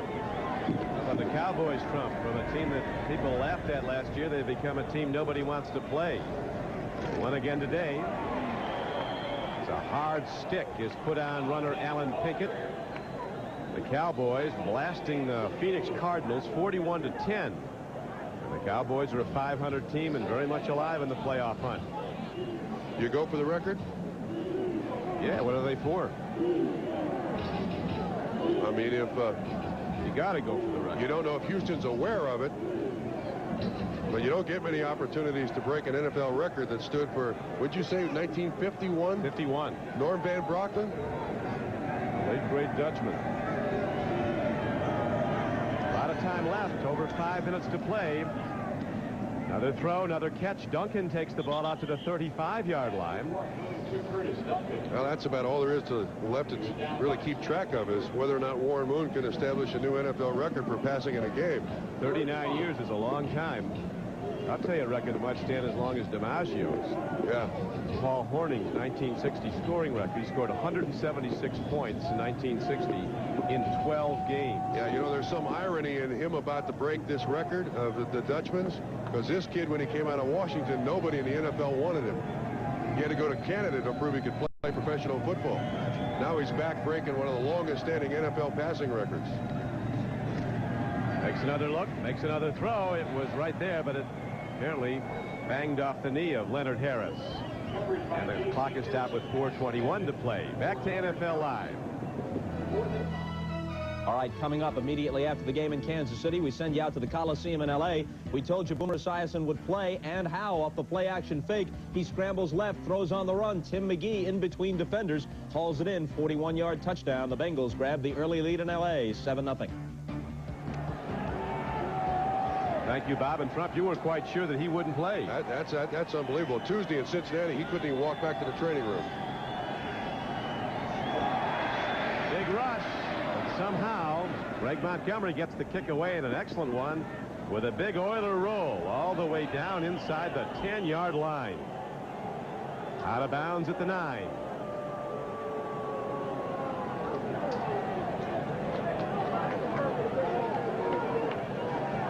Yard punt, no return. The Steelers a winner, and they're 8-6. Miami a winner. They're now 11-3. Tampa Bay wins under its new coach. Following the firing of Perkins and a bye week, Bucks were ready today for the Vikings.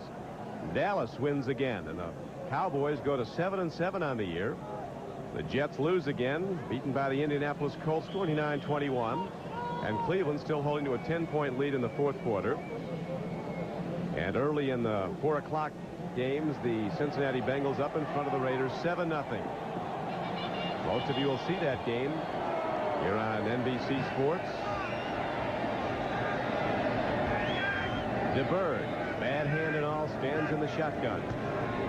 Goes to the run, and James Saxon takes it across the 10-yard line and out to the 17. Johnny Meads and William Fuller make the tackle there. Fractured finger and all. DeBerg still in the shotgun, still in the game. He gets time and delivers, and a nice sliding catch made by Emil Harry. Out to the 33-yard line. He's up and out to the 35. To see the game clock ticking down and working against the Chiefs. Their 4-game win streak, and if they won 5 in a row, it would be the longest win streak in 19 years for a Kansas City team. That is a long shot now as a dump-off pass. DeBerg keeping that injured hand up in the air. Boy, this is scary to watch, you know. I mean, obviously, his offensive linemen know that they can't allow a hit on him. This time, Ray Childress gets right down at his legs, and watch him hold that hand up. Well, it's no contact with that left hand. I guarantee you there are 21 other guys out there on that football field who their estimation of Steve DeBerg's courage just jumped mounds. Players who see a player do that, just the courage it takes to stand that pain and still stay in there is just remarkable. Marker's down. Free play. DeBerg lets it go long, and a man is open. This is Stephon Page on the run. Looking for an open lane. He cuts back, and now he's heading for the sideline and doesn't get there. Interesting run by Stephon Page. A lot of east and west. And you want north and south.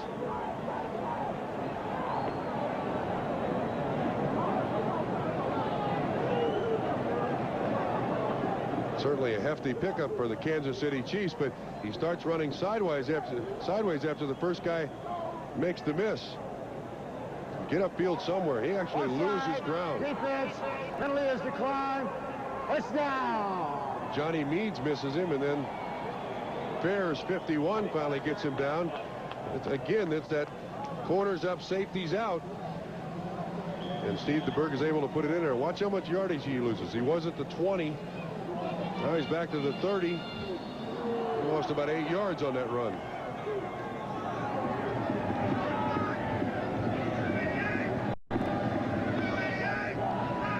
Does get them a first down as now DeBerg stands in again. There's a ball downfield, tipped and almost intercepted. Kennard almost had a play on the tip ball. Rob Thomas was the intended receiver, and Kennard has an injured left hand, or maybe it's a pull. Goodness, they're dropping like flies around here.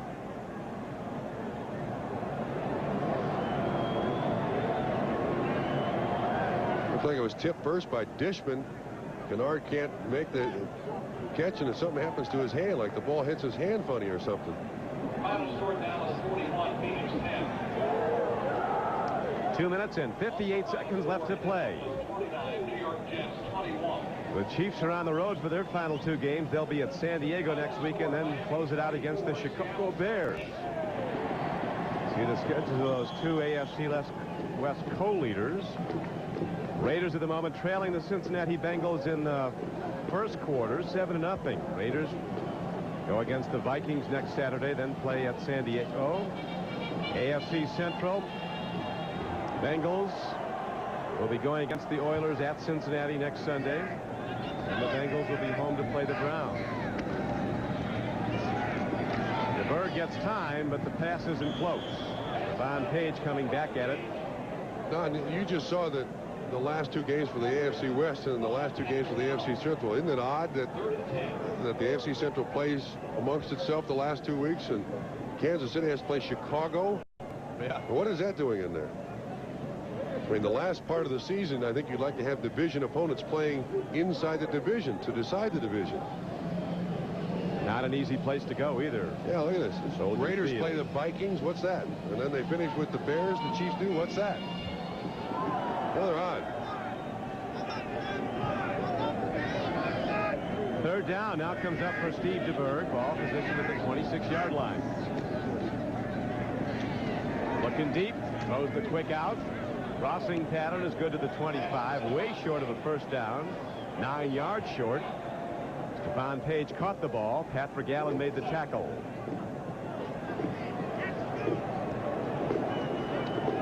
Another final in. Tampa Bay has won its first game under its new coach. 26-13, beating Minnesota. The Vikings, after that 5-game rise, lose their second in a row. Fourth down, blitz coming. In the end zone, overthrown and picked off by Richard Johnson, his second of the day.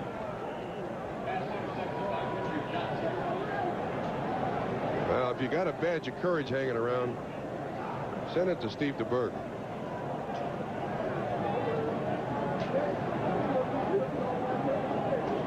Hanging in there tough is DeBerg, but this overthrow is picked off, and that'll probably be the last chance for the Chiefs to at least try to get back in it.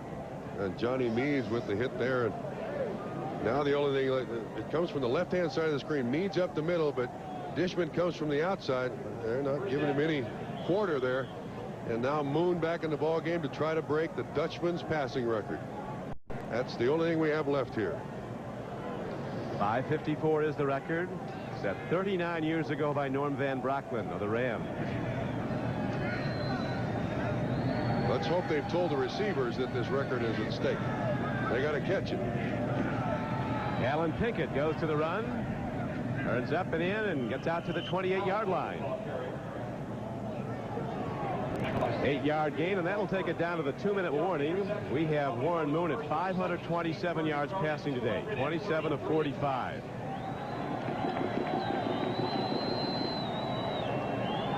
So the 2-minute warning is given, but the warning is run out for Kansas City. Radio Shack sale price compact disc players are showing up everywhere this Christmas. Under Bob's dashboard. This high-powered Optimus CD player fits any car. Under Debbie's pillow. With this portable CD, she can listen to music anywhere. Under our bookshelves, where we can all enjoy this Optimus programmable CD player with remote control. Put a sale-priced CD player under your tree this Christmas. Only at Radio Shack, America's technology store. Nobody compares for Christmas shopping.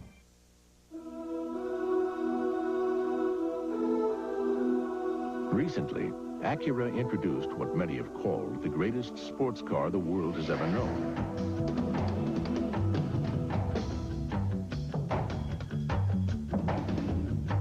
Our latest idea is somewhat bigger.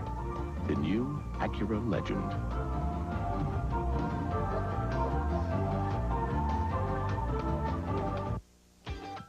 When the only thing better than making it to the top is making it to the bottom.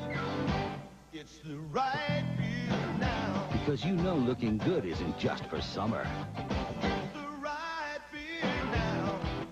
Because you know winter's the time to turn up the heat. So call for the silver bullet, the one that won't slow you down.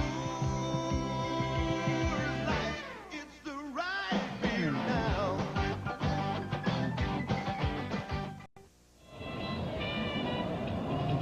Warren Moon of the Oilers is now 27 yards short of the all-time NFL passing record for a single game, and this Oiler offense, Trump, has scored 85 points in the past 2 games. It's absolutely unbelievable when this run and shoot gets going, how well it functions. And I'm sure the Kansas City Chiefs fans are not happy, but they do have a chance to see NFL history here. A 39-year-old record broken by Warren Moon, a guy... What few are remaining. Yeah, that the NFL didn't want when he came out of Washington. No, don't run it. Come on, Warren. Throw the ball as Alan Pinkett runs it for a first down. Inside the 2-minute warning, 1 minute and 50 seconds left to play. Jack Pardee is one of those guys who is a great character, and he doesn't want to offend anyone. But, I mean, this is a record that To be 27 yards short, not making a concerted effort at it in the last minute, 35 seconds, you can't do that. Give him the record. Although with the run and shoot offenses down the NFL, I'm not sure whatever record he establishes here today, if he does, is going to stand very long. I wonder if they know it on the sideline. Oh, they got to know for a record like that. I got 39 years it stood. That was against the New York Yankees, who had about 3 guys that could play in 2 footballs. This is against Kansas City, one of the better teams in the NFL. Alan Pinkett, the ball carrier. They go back to Pinkett. That'll take the game clock down to a minute to play. Well, it certainly looks like a conscious choice by Houston not to rub it into Kansas City anymore. Today's Ronald McDonald Children's Charities Player of the Game is Warren Moon of the Houston Oilers. McDonald's and NBC will donate $5,000 on behalf of all the players selected in today's games to Ronald McDonald Children's Charities to help give kids a better tomorrow. I'm disappointed, I got to tell you. I'd like to see Warren Moon break the record. So would I. He deserves it. There's not a higher caliber individual in the NFL. Great character, absolute team leader. Our producer today for NBC Sports is Terry Ewert, our director Andy Rosenberg, executive producer Terry O'Neill.